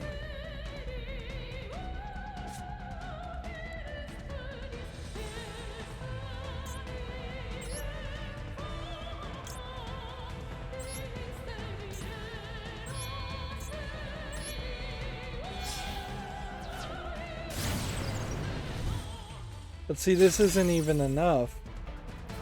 So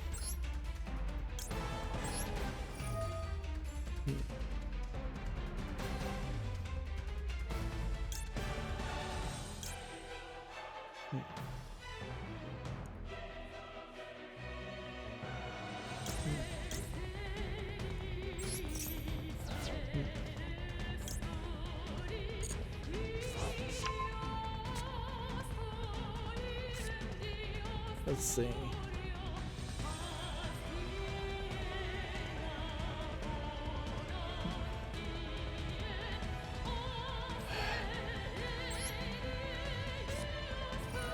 So you banish this card. This is stupid. You reduce this life by 2,000.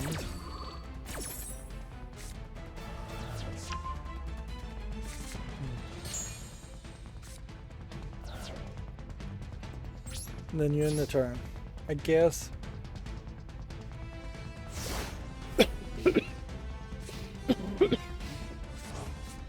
I guess that could have worked, but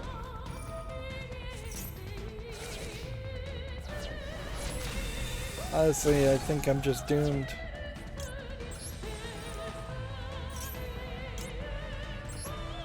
Special summon that. Activate that ability.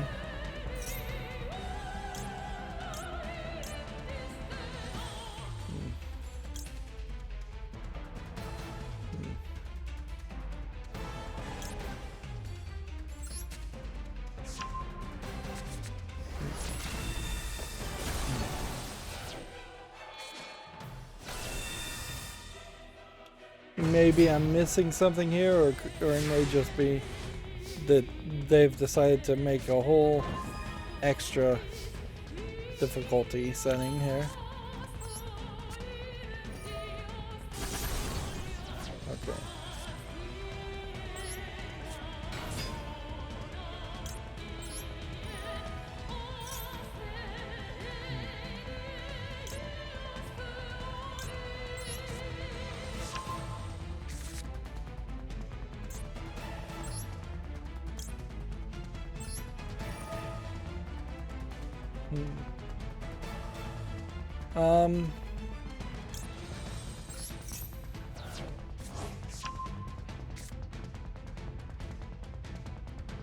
Yeah, there's just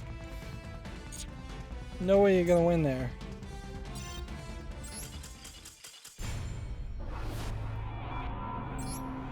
So did I just get wrecked?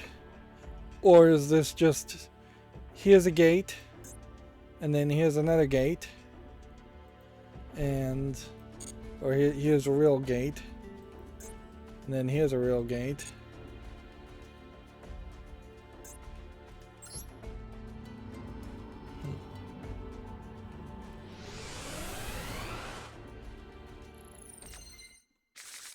Clearly they had a lot more story they wanted to tell here compared to anything else, which, I mean, that's good, because it's still not really too much story. It's nowhere close to the massive amount of dialogue and writing that exists in a single expansion of like Shadowverse, which is really the only game I can compare it to, since Hearthstone and Magic the Gathering doesn't have anything like that.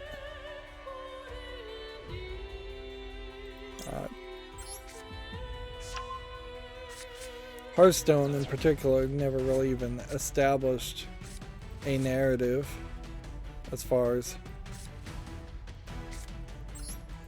what is going on.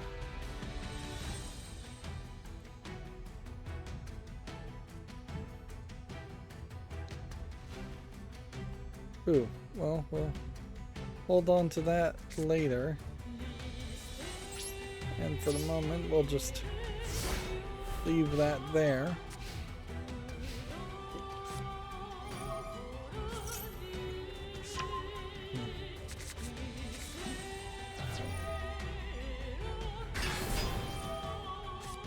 Hmm.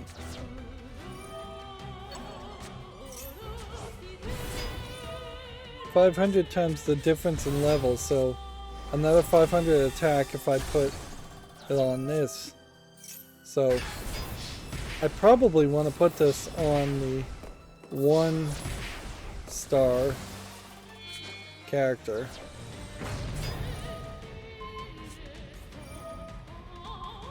Why does that card get to move from one spot to the other?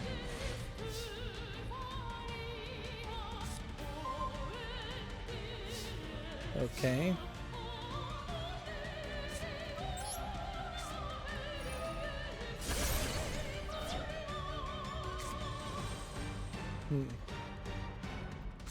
Okay.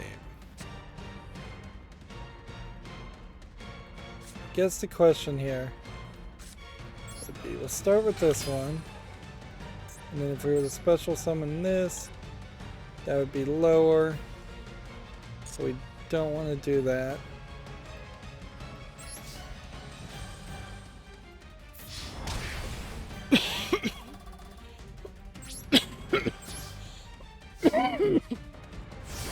Excuse me, sorry for coughing again. So my only hope is he'll just draw some really bad cards for the next couple turns.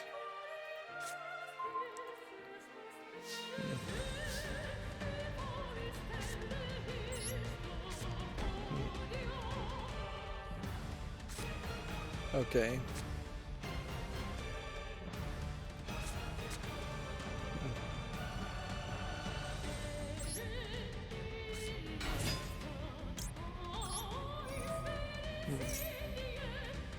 See, so this is not a normal card. So it'd either be bring this.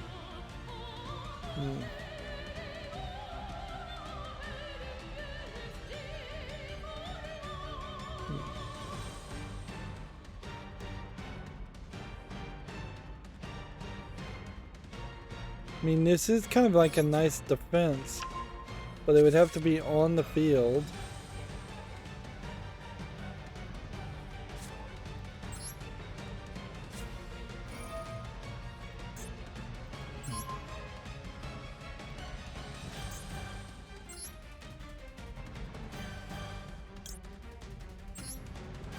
Nope. Apparently cannot summon that. I need a normal character to summon that.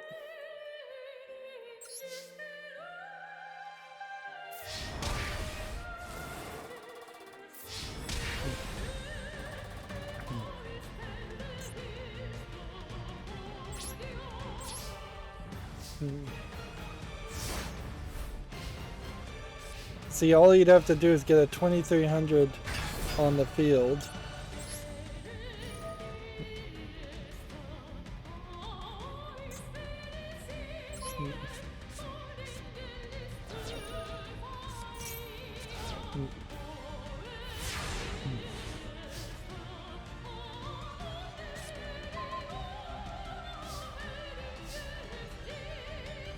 Okay.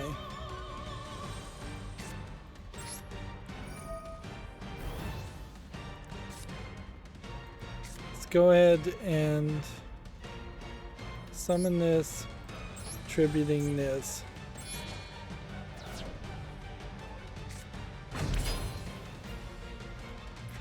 That's too, I don't think, helping us much.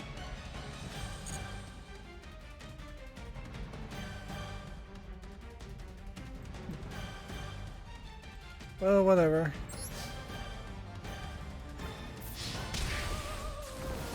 We may have boned it up by keeping an extremely weak character on the field.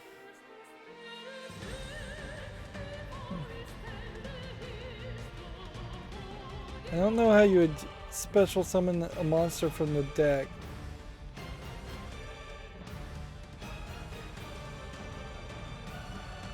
Like, we'll see. Like, maybe if I put this on the field and then special summon something that way, while this was on the field, this would activate his abilities, which I haven't really done.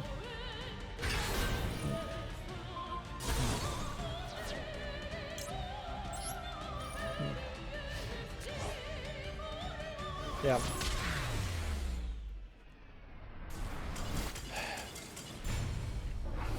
And we actually let ourselves lose that time, so it's not a case of you were supposed to lose.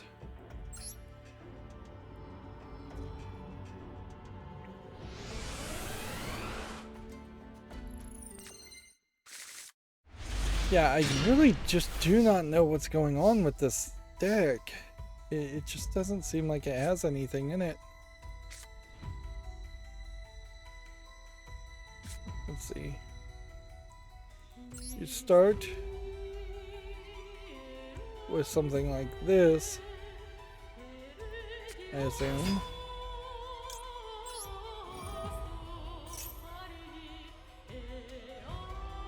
And I have to just assume what you're really trying to do is bring up these guys, as many normal characters as possible. And that will play into a strategy later.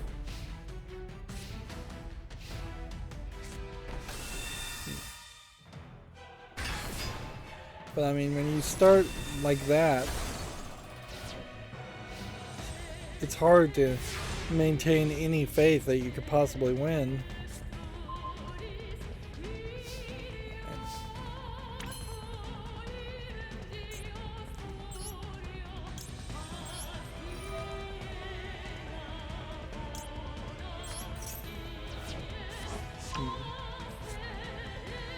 Okay.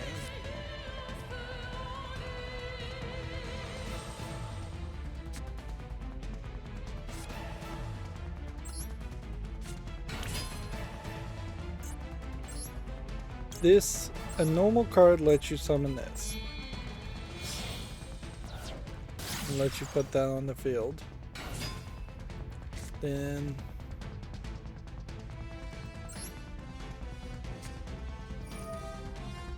there are 2 cards in the graveyard.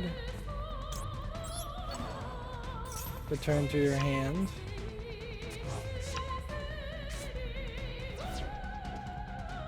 And then I assume this has to be another normal card.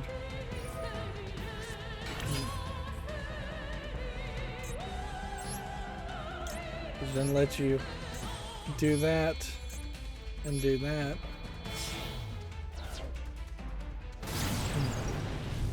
To get to that point. And then you activate this. And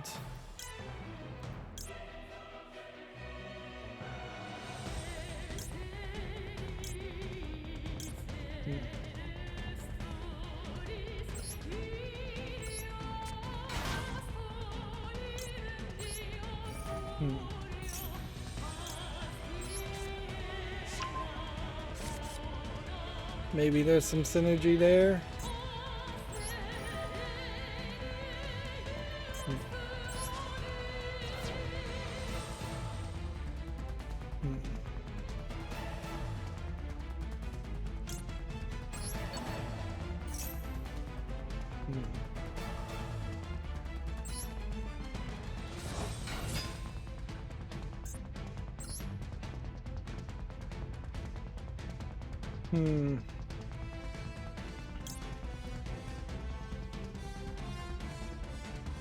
Well, we can grab this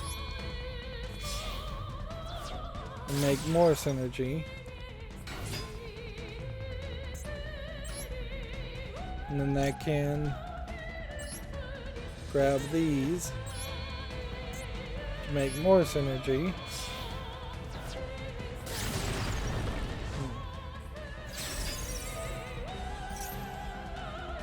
And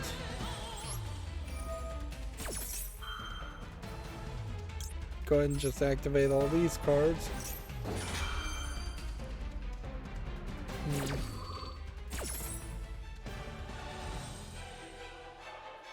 Special summon that in attack position.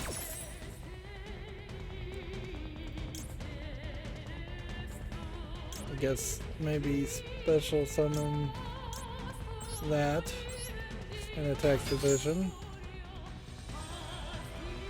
What can we summon now? Just a 2. But I don't think that matters because I think this one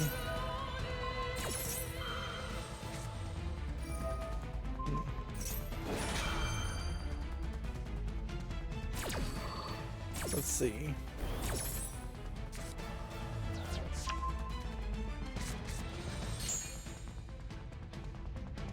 Send that to the graveyard, I guess.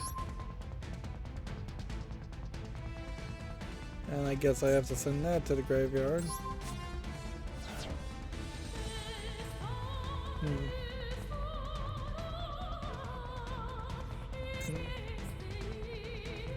You know, I don't have anything else I can summon that would be bigger or better, so this is our best bet.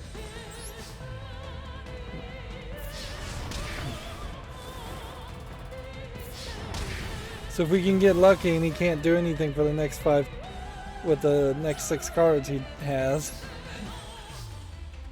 like, I could win, but Still very much open to the idea of him wrecking me.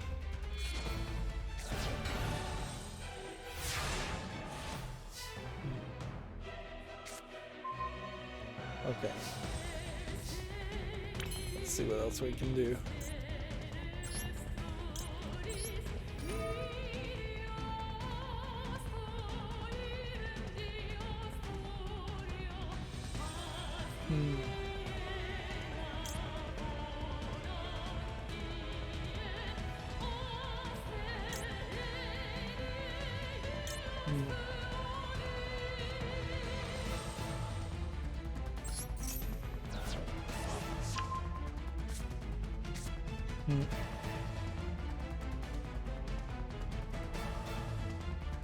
Do we want to draw more cards?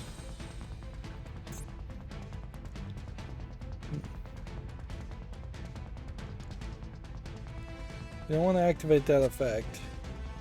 I think we want to do this. Just call it a day. Ugh.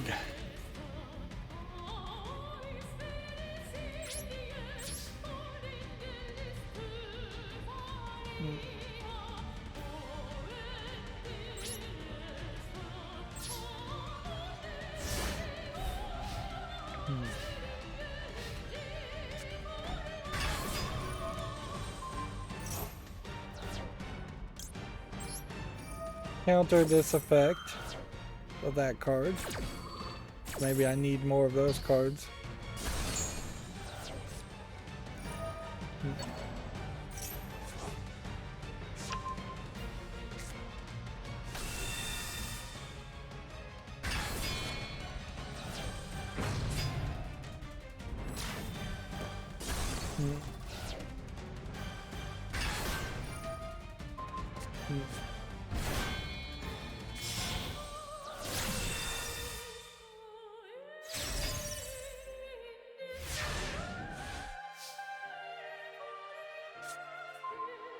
Well, I might be able to pull this off, because if we summon this, activate this ability, let's go ahead and take a protection card.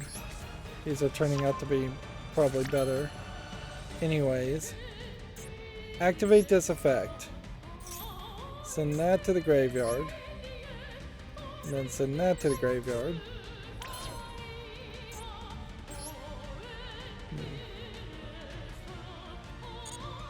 I don't think there's really a reason to do that. Well, can I send a spell? No, so I mean I could literally send this to the graveyard to get that to the graveyard. So that's not necessary. So if he can't do anything with this, he can't do anything with this, and he doesn't have any other tricks up his sleeve, I will be able to win here. In fact, I might be able to win anyways because of other reasons. Let's see, 2,000. That may literally be the only thing we've got that's good, so.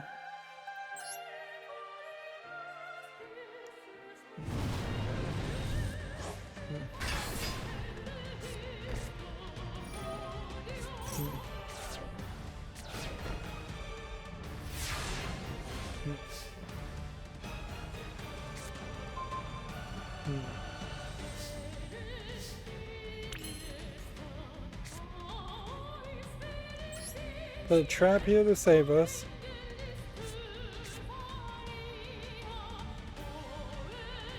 Summon this here. Activate that. Just to take another one of those, I guess. Activate this effect. Send that to the graveyard. Send that to the graveyard. Didn't work. Can't be destroyed, unaffected by effects. Hmm.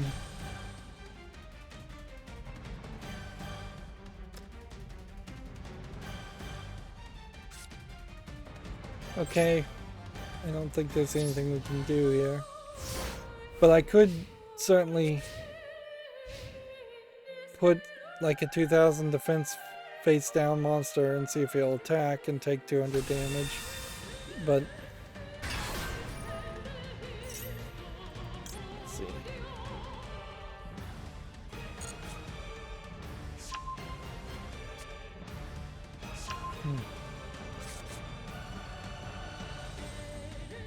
Does he have anything else he wants to do? Great, yeah. Summon this one character and then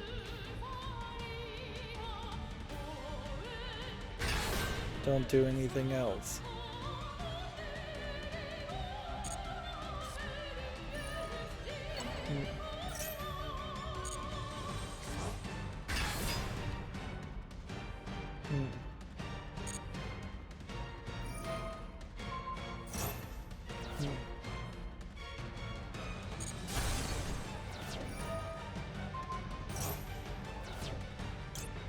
Alright, we have to activate this now, which means we have to opt to destroy this now.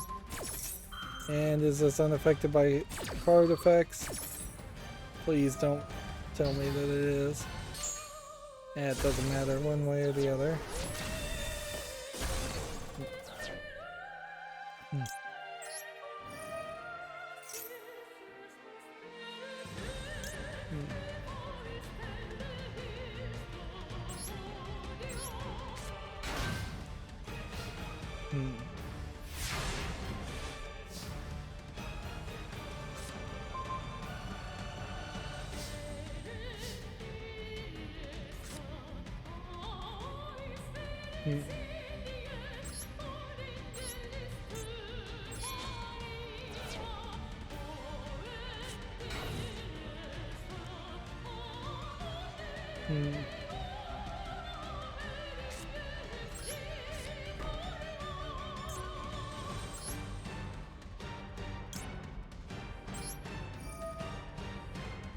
Let's go ahead and trade this.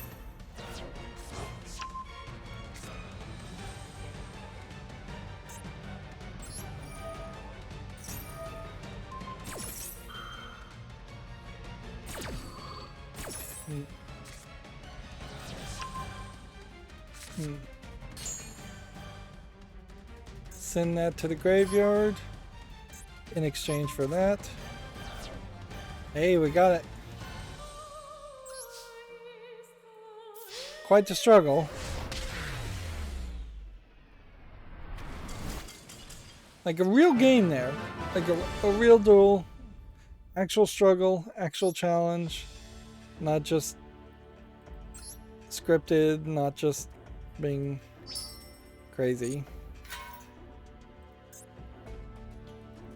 Might as well just unlock things. It's not like this secondary currency has any other value. Let's see what this practice duel is all about.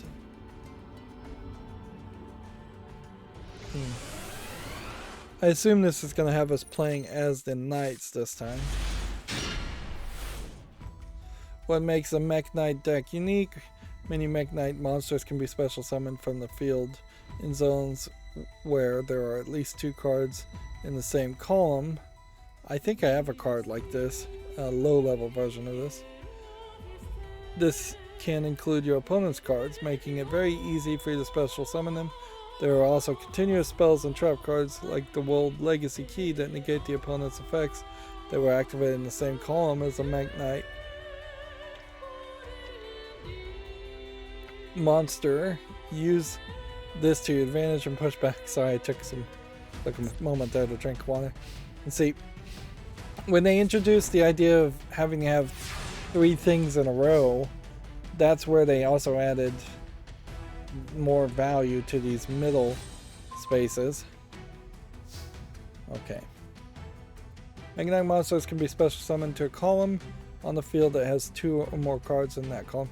You know, I've never seen the idea of columns play a role in any other card game. It's kind of a cool idea. It confuses, I imagine, a lot of players though. Activate World Legacy key in the same column as the card your opponent says spell in trap zone. Activate that here. There are now 2 columns in the same thing. Special Summon Mech Indigo Eclipse. So this one here, face up. Mech Indigo Eclipse can move a Mech Knight monster on your field to another of your main monster zones. So activate that effect now.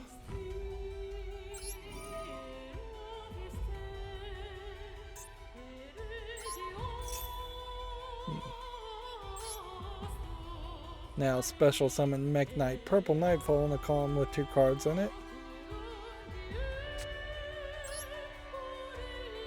Like that. So now it makes sense why you would be able to move things. Activate the field spell World Legacy Scars and attack your opponent directly with your powered up monsters. Don't even bother with the extra cards, which really when they're doing these things they should just not have the extra cards as a value, as an element. It should just be an empty deck. The idea of teaching somebody with a card loaner deck and then adding distractions seems just really stupid. Alright. And since it's already been 2 hours and 12 minutes, I'm just gonna make some false promises and say, oh, this is gonna get you a dual field. I'm gonna do this off screen and do this off screen and then do these off screen, because we're just not going to be able to get it done otherwise. Much more important to finish the story or continue the story here. Giving you a decent amount of cards, and 3 stories in a row seems like a lot. Arm and friends battled the Mech Knight Spectrum Supreme, the culmination of the Mech Knight's power with all their might. As the tide turned in the battle, Nigirisu gathered his strength and put it all into one decisive strike with his spear. However, his attack was parried by Mech Knight Spectrum Supreme, opening a large hole in the wall. The already fragile ruins couldn't withstand the impact and began to collapse.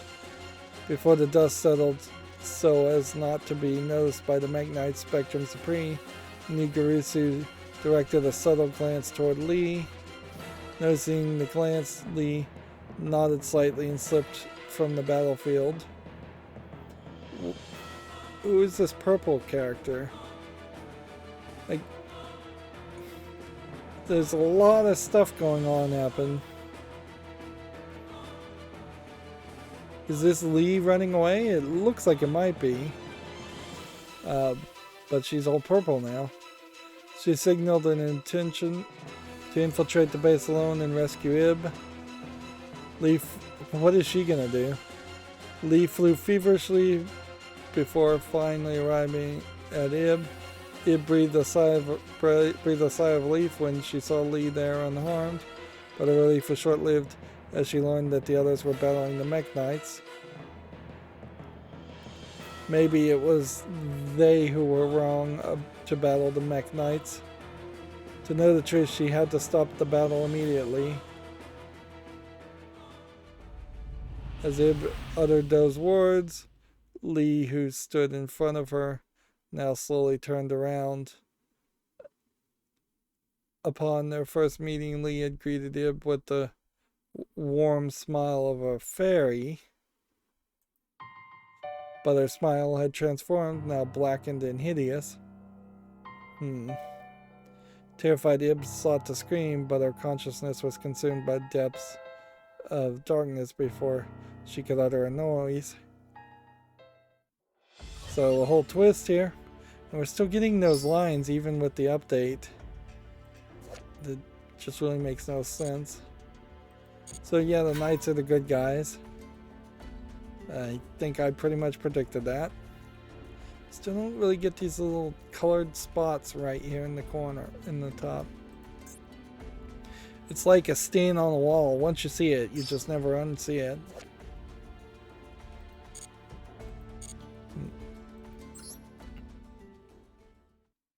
So is Lee the bad guy the whole time? Orm and the others continued to battle. All of a sudden, an explosion occurred inside the facility. Immediately, Orm felt as if the world chalice awakened again, though the feeling was now greatly intensified. Everyone in the battlefield stopped fighting, transfixed at that moment. Just then, a figure appeared. She was standing on the mountain of a debris before them. It was the visage of Ib, unmistakable from head to toe. I think that's mistakable from head to toe. This is a very different color palette, very slightly different outfit. And yeah, this is almost exactly the same story as the prologue chapter of Shadowverse, where a evil entity takes over control of one of the female characters, and then the remaining characters go on a longer journey to try and save the person who is being possessed. There's kind of like a musical note here on her chest. I wonder if that means anything. Of course, the one thing I will say about Shadowverse is Shadowverse has basically 8 characters. It feels like they may have added an 8th later on that are very, very different, and each represent a very different type of cards and types of gameplay style. And so it was very weird to have 8 characters come together and all have the same goal, where this version of almost that exact same story is really only introducing 3 characters, which is too few, because like Nirgarusi and the dragon and the other character, they all seem to have exactly the same fighting style and concept. On another point, they also should be totally screwed here because all of their power seemingly came from Lee. If Lee is the bad guy, it would seem like she probably would have put a failsafe in there where she could just snap her fingers and turn off the power of the other two. But her face betrayed something sinister. Her eyes glowed mysteriously, and an evil aura emanated from her body. This isn't Shadal, though. This is somebody different. And her hair is kind of curved like demon horns. The signs suggested that the figure before them was not the Ib they knew. Her laughter was nothing like that of Ib. She now spoke to the confused group. I am Lee. This body is now mine. Sweet Ib is no longer here. The feminine resonance of her voice was now poisoned with a booming dissonance. Orm and the others glared at her with confusion and anger. Meeting their gaze, Nightmare Corruptor Ibli emitted a force field, so they just throw out the name there. The force field was now forcibly absorbing the powers of the world chalice within Orm and the others, and now it threatened to take their lives. However, it would be the Mech Knight Spectrum Supreme, whom they had been fighting to the death just moments before, who would rescue them. Throwing itself at them, the power of Ibli was so great it caused the form of the Mech Knight Spectrum Supreme to become unjoined. Separated into 7, the Mech Knights were severely damaged. Then Ibli, with a familiar hand, proceeded to extract the cores from each of the Mech Knights one by one. They've used this concept of cores as kind of like a key phrase, but these cores look different than the previous cores before. So if some of the previous solo stories were supposed to be happening in this narrative, the animation's not the same. But we did see in 2 or 3 of the solo stories, they said this story may be continued later. So maybe they're just going to have a weird system in which they come back and continue solo stories at a random pace in random orders. It is now clear that there was great danger in Ibli possessing both the power of Ib as well as that of the ritual wand. Seeking to prevent this, the Mechanite Blue Sky sought to transfer control of the wand to someone other than Ib. Showing considerable growth in battle, Orm was the one chosen as the wand's successor. Ibli created a shockwave that launched Orm to the edge of the cliff. The Mechanite Blue Sky stretched out its arm to help him. Wordlessly, their gaze met. Orm sensed in his heart that the knights were trying to convey something when a dazzling light shone suddenly. The next moment, Orm, adorned with new armor, not of the world chalice, and holding a sword in each hand, stood at the edge of the cliff. As Mekhnite Avram, successor to the ritual wand,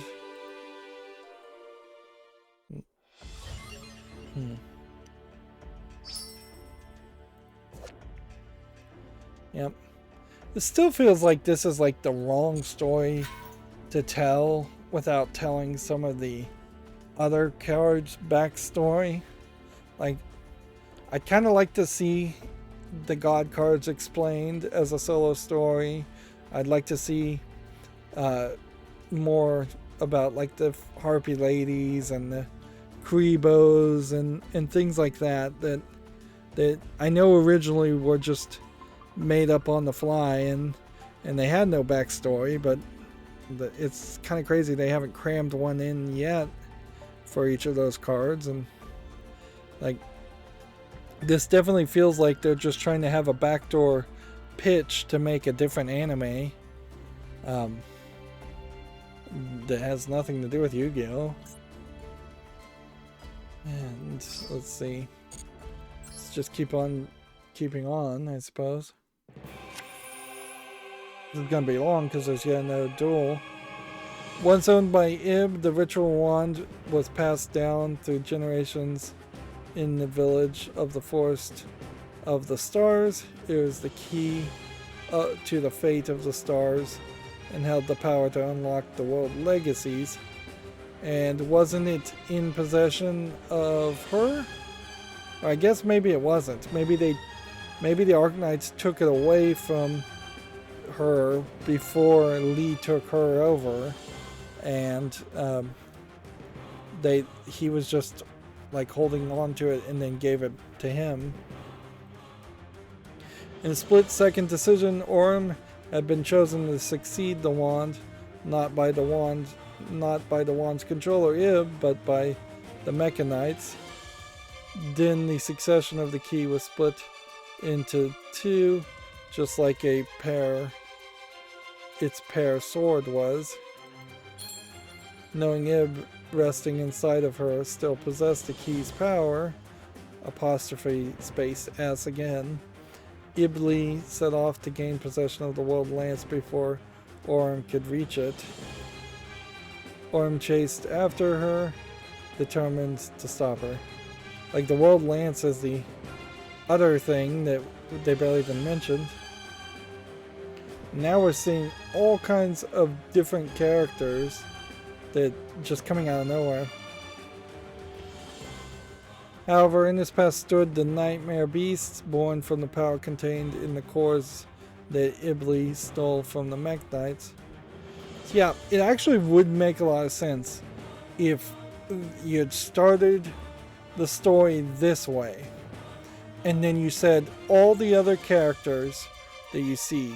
Blue Eyes White Dragon, whatever Shadal, whatever goblin this is, whatever dragon this is. Oh, this isn't actually Shadal either. But if you said all of those were actually created by Ibli just out of magic, and then eventually you had even the good guys capable of creating characters also, or if the cores just dispersed and then they magically created a whole bunch of new characters, that might establish why there would be a world with such drastically different characters in it, all fighting each other.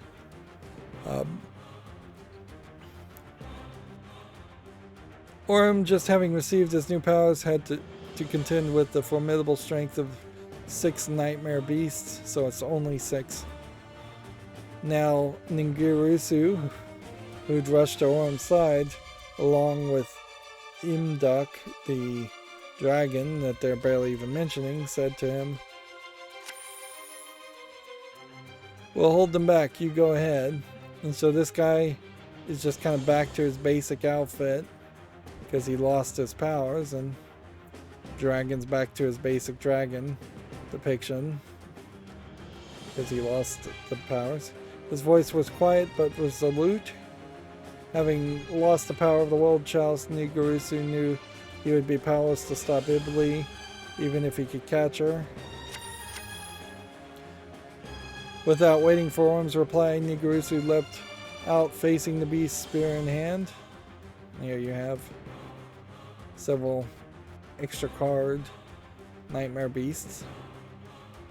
Though nearly powerless, Nigurusu still deftly handled his spear as if possessed. As the nightmare mermaid was crushed, the beasts all turned their heads towards the spear wielder in unison. He must have wanted to pursue his little sister more than anybody else.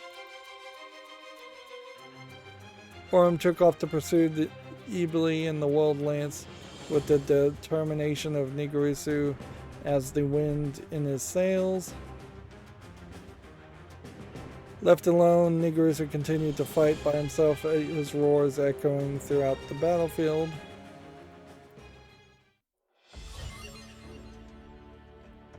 And then that's gonna leave you with the story. Interesting that the quote here is just check this out. Like, shouldn't there be more dialogue than this, or more background description than that? Seems that is a complaint I think you could make about the Yu-Gi-Oh cards themselves, is that if you have a normal card, it's either going to have a ton of backstory text or it's going to have nothing in it. And then if you have an effect card, then there is no backstory text at all. If you were making Yu-Gi-Oh these days, you would almost certainly have like a QR code or a barcode or some number or something that would guarantee you a way to pull up some kind of backstory quest, an ID number at the very least for the card to look up, and that might actually exist. And then if it's a normal card with no effects, maybe you print the backstory on there, or maybe you just don't, and instead you have a more borderless image of the character on the front, and then you give some extra value add that way by making the picture bigger and nicer looking if there's no normal effects. Also, I think you would definitely have to rethink the whole name, type, star level, character class, tribe. That's just a lot of stuff going on there.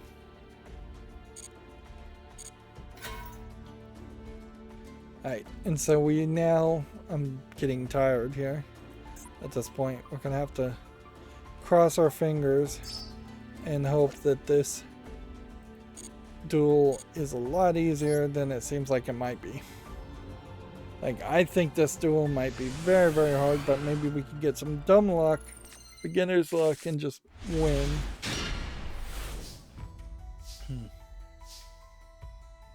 probably not doing well if you start with no cards. 1800, 1806. Okay.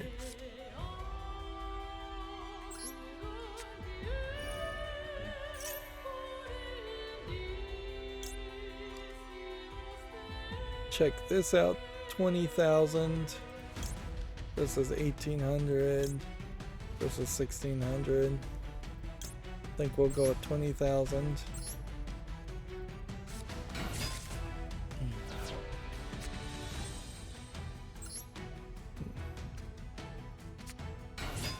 We're gonna play carefully here, not to stack 2 in a row.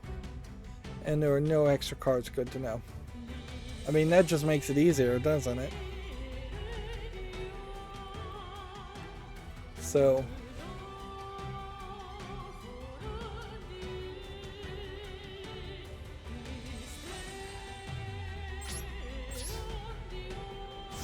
he has special summon cards though. So unless this duel is supposed to be something weird.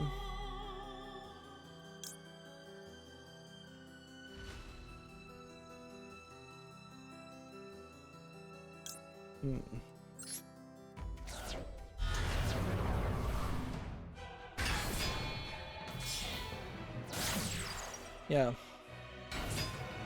Unless there's something special here. Let's see.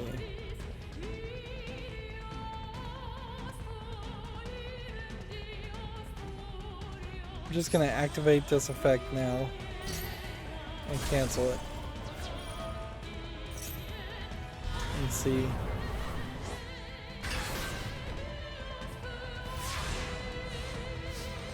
Now I have this Nightmare Corruptor character.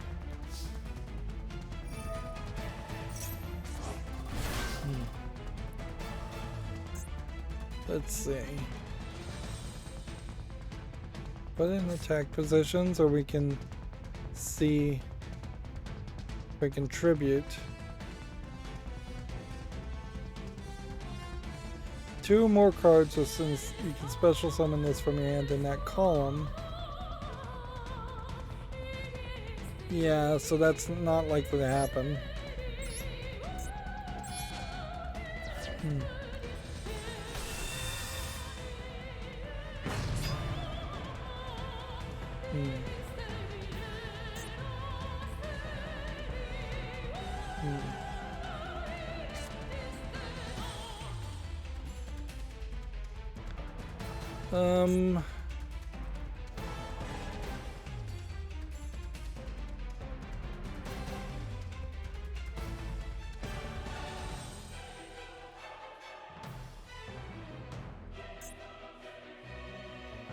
Yeah, I don't think there's anything here we can do, so.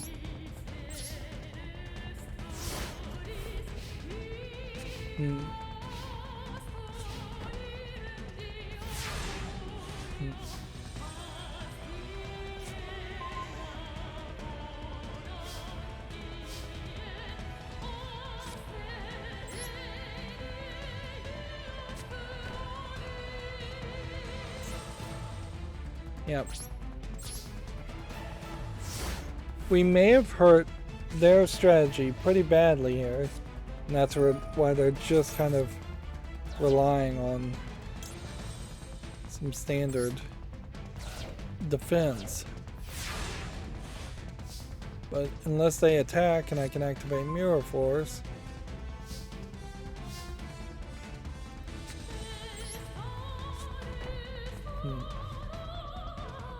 I can't actually do anything. So we just have to wait until he summons something big, activate Mirror Force, destroy it, maybe activate Mirror Reborn.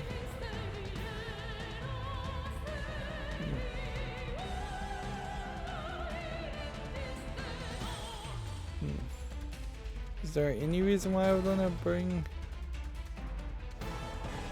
a level 5 creature to the field?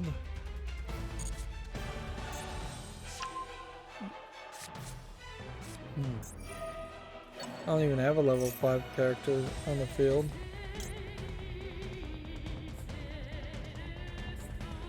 Oh, it has to be 5 or higher. So I can bring back this guy.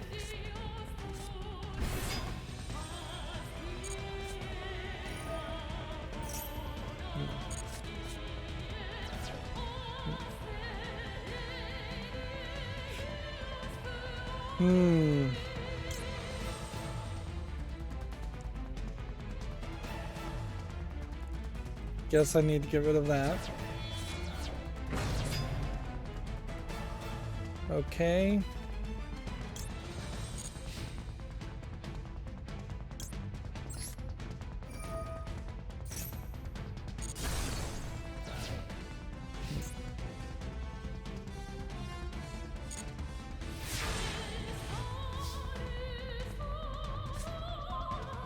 Well, this is crazy.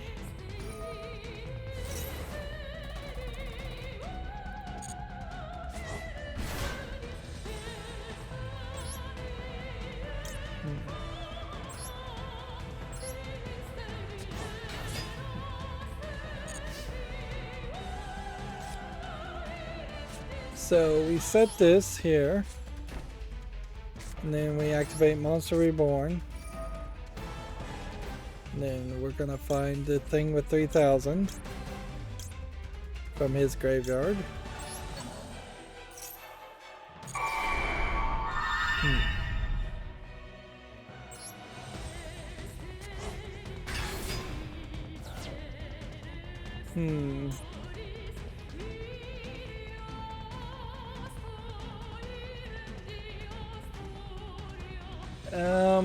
That almost was gonna work.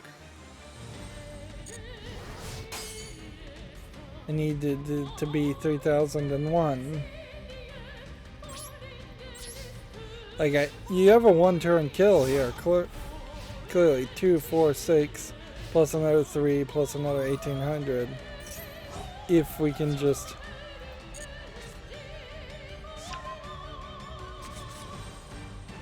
ensure that he can't clear the field and put something on the field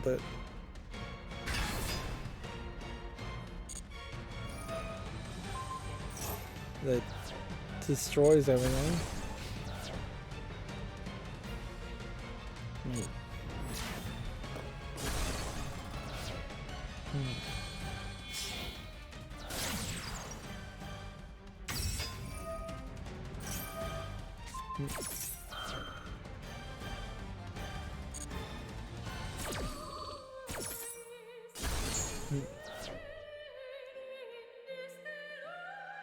Old legacy token.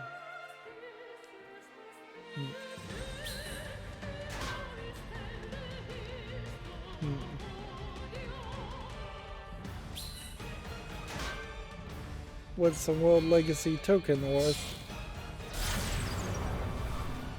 Probably not much.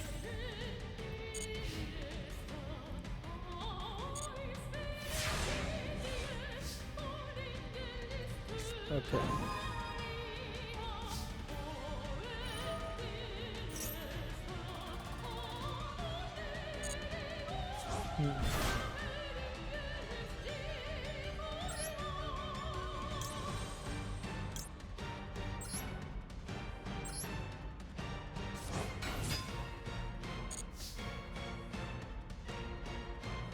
Alright, well, let's hope this works. And you can't counter it.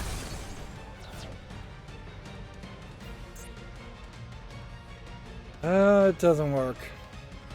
Because this is unaffected by the activation of anything at all.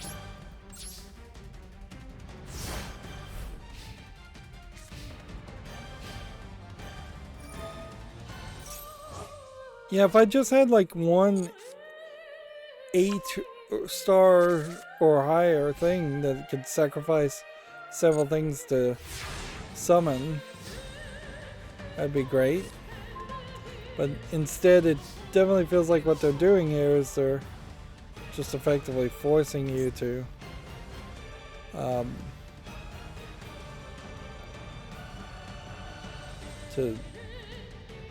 defeat this very high defense character. And he may just run out of cards.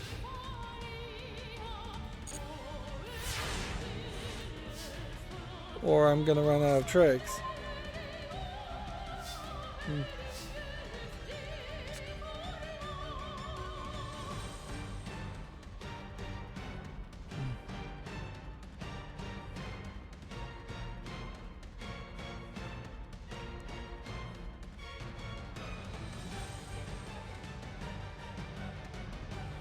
Okay, attack is doubled.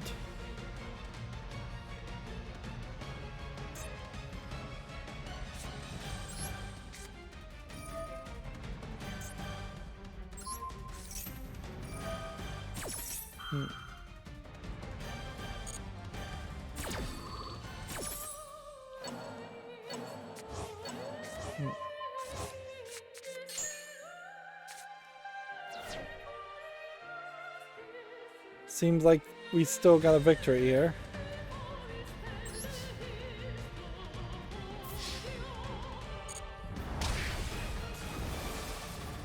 We got a little lucky there and just whittled them down.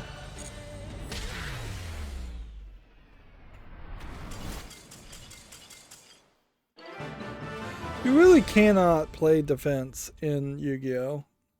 Not really. Like, you can try to stretch things out and make them take a couple more turns, but there's just so much opportunity to play so many cards that it's just not going to happen.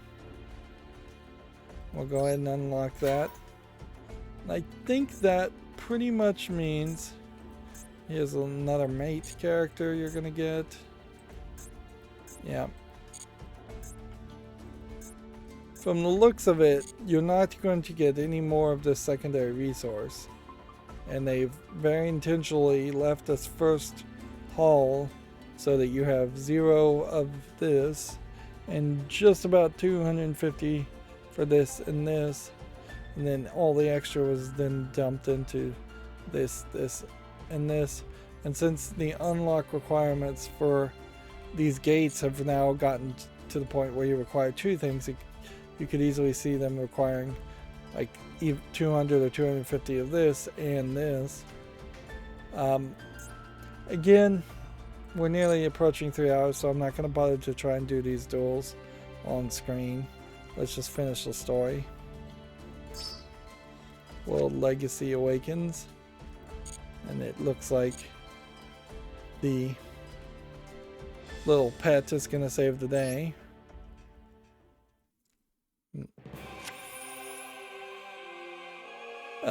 Arwen rushed to the base of the World Lance, but it was too late.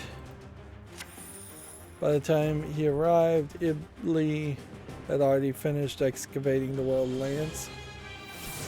With the newfound power of the World Lance, Ibli launched an aggressive assault on Arwen. With such destructive force that each blow shook the earth, Arwen faced the attacks alone. Did she suck the energy out of it and turn it into a sword, or is she just like magically hovering it? Like, it doesn't really visually look like she could lift that giant lance and use it. In the face of those attacks, Arwen now lay wounded on the ground. Ibli moved to pick up Arwen's discarded sword, now swinging it over and over as if to check its weight.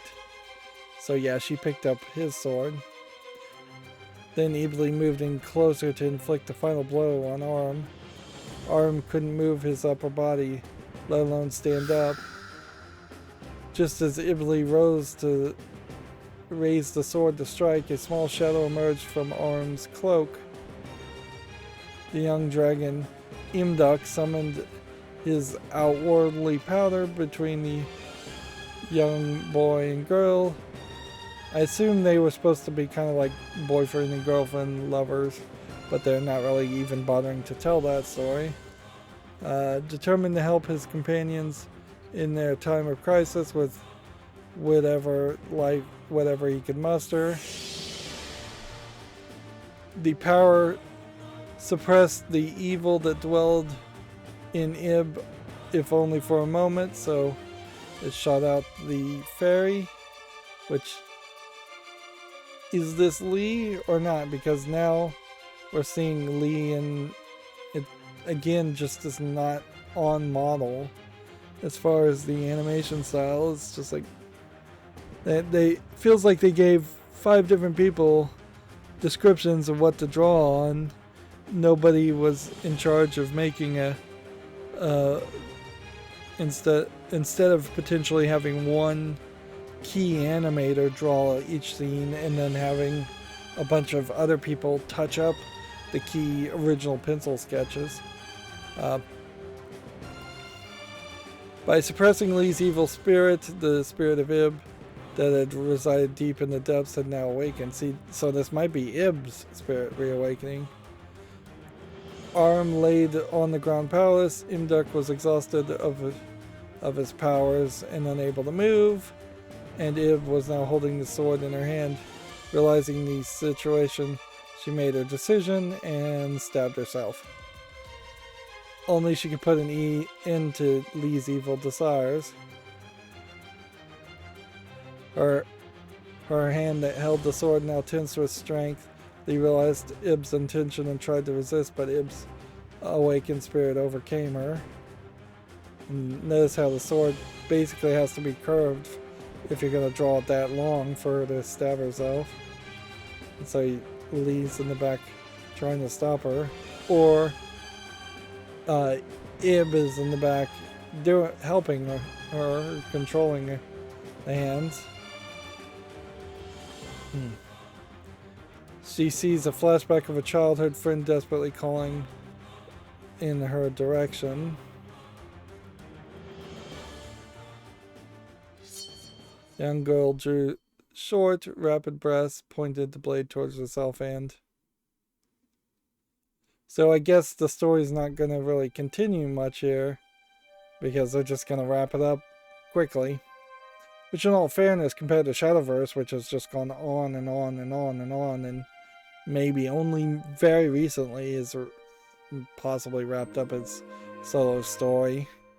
This is a much smaller commitment as far as being told a narrative. When Nigirisu arrived at the scene and he saw his childhood friend holding the limp body of his little sister in his arms, repeatedly calling her name. At the cruel end of this surreal scene, the older brother could do nothing but stand there, stunned and speechless.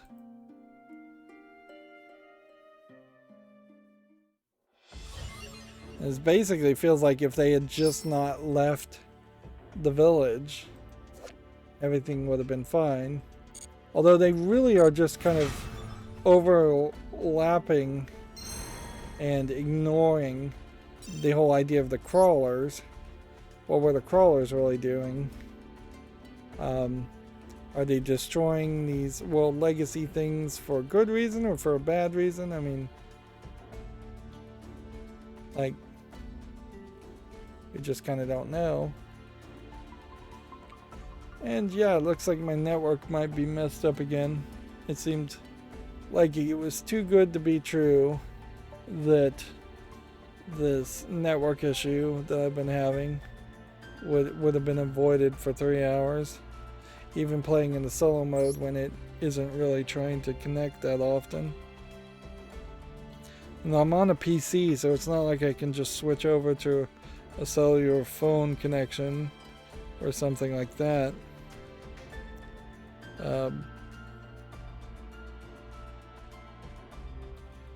So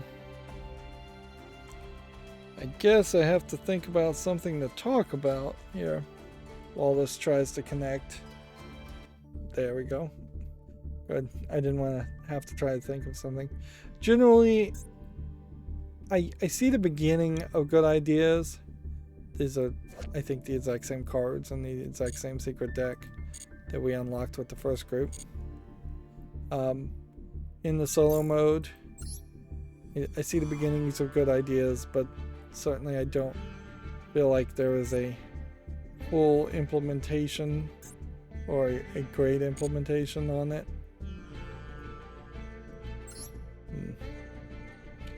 And see, just like, hey, let's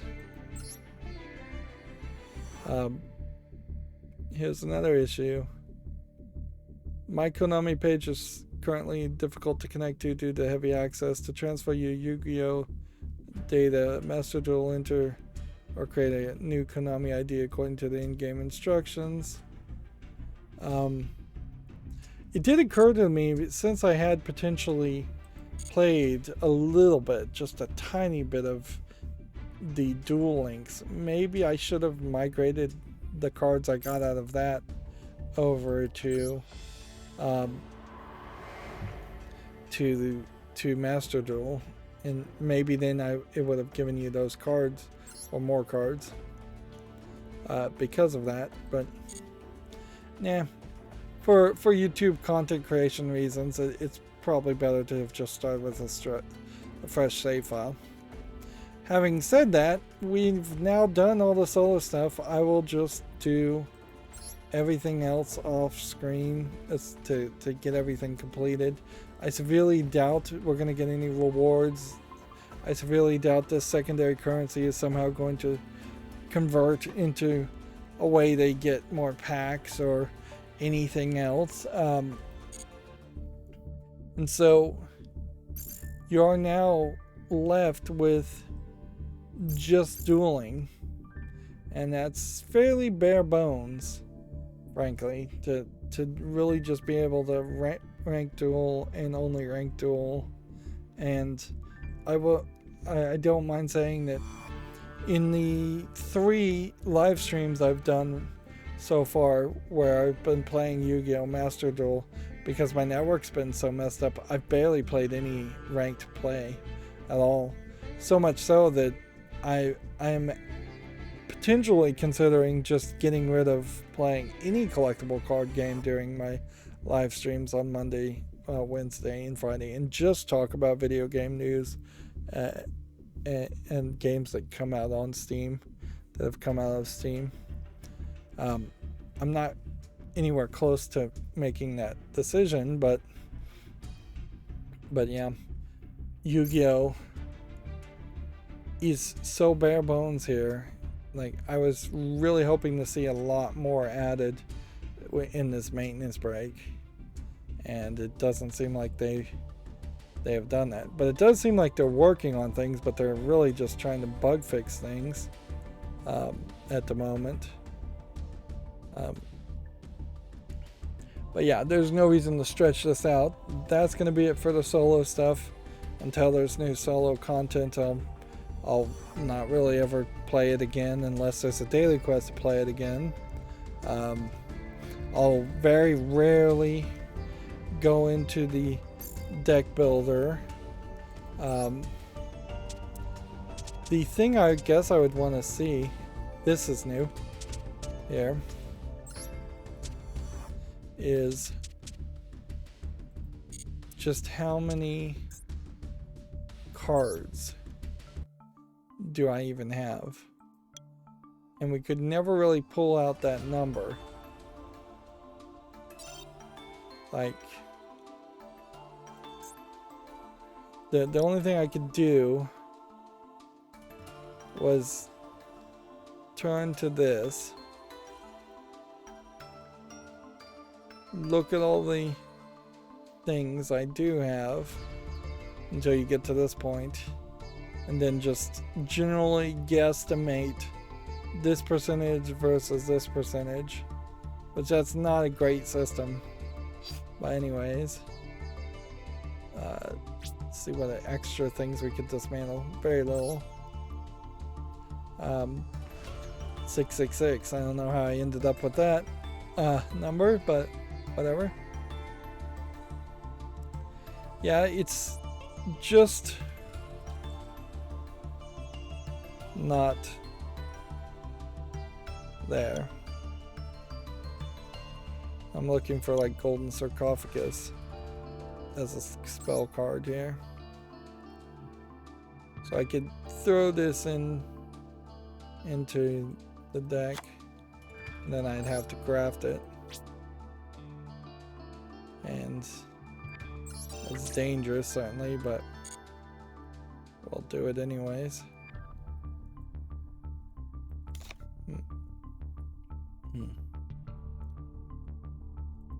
Make a save and return. But yeah, still not really a great system here as far as just trying to find decks, build decks. Not a great system to looking at the cards. The whole deck menu is kind of a nightmare. They're still trying to get people to answer the survey, but it does seem like the survey is going to go away. I wouldn't be surprised if they bring out another survey immediately after the first survey. But yeah, this definitely feels beta and early days, but that doesn't mean it won't get better by any means. Like, there's a whole bunch of content that Konami could just copy and paste from old Yu-Gi-Oh games, a whole bunch of ideas that they could steal from other collectible card games, namely like puzzles and just better interfaces in general. So this definitely could grow, and if you are going to play a collectible card game, getting in on the ground floor, if you're going to play free to play, is definitely the way to do it. There might even be a scenario here where a lot of pay to win players just get bored because they spent all the money and got all the cards so fast that they leave, and it might eventually come down to a community that is very, very free to play friendly. But yeah, I guess I have to end these solo episodes saying time will tell. Who knows? I could get bored with it in a couple of weeks and stop playing Yu-Gi-Oh! Maybe go back to playing Shadowverse, or the second dinner Marvel collectible card game could get released in a couple of weeks, and I would immediately jump over to that instead. There's still a wide gap between kids in the West playing Marvel collectible card games versus kids playing Yu-Gi-Oh, which, like, I don't even know if there's a Yu-Gi-Oh cartoon airing on any channels on TV, or if kids even watch TV these days. I don't think they really do. So yeah, that would be another reason. But yeah, we have to leave it at time will tell. That's going to be it for this recording. As always, I ask you to like, share, subscribe, comment, and watch every second of my videos. If you want a friend or follow me on any social media sites, there's a whole bunch of links down below. Thank you for watching. Have a good evening.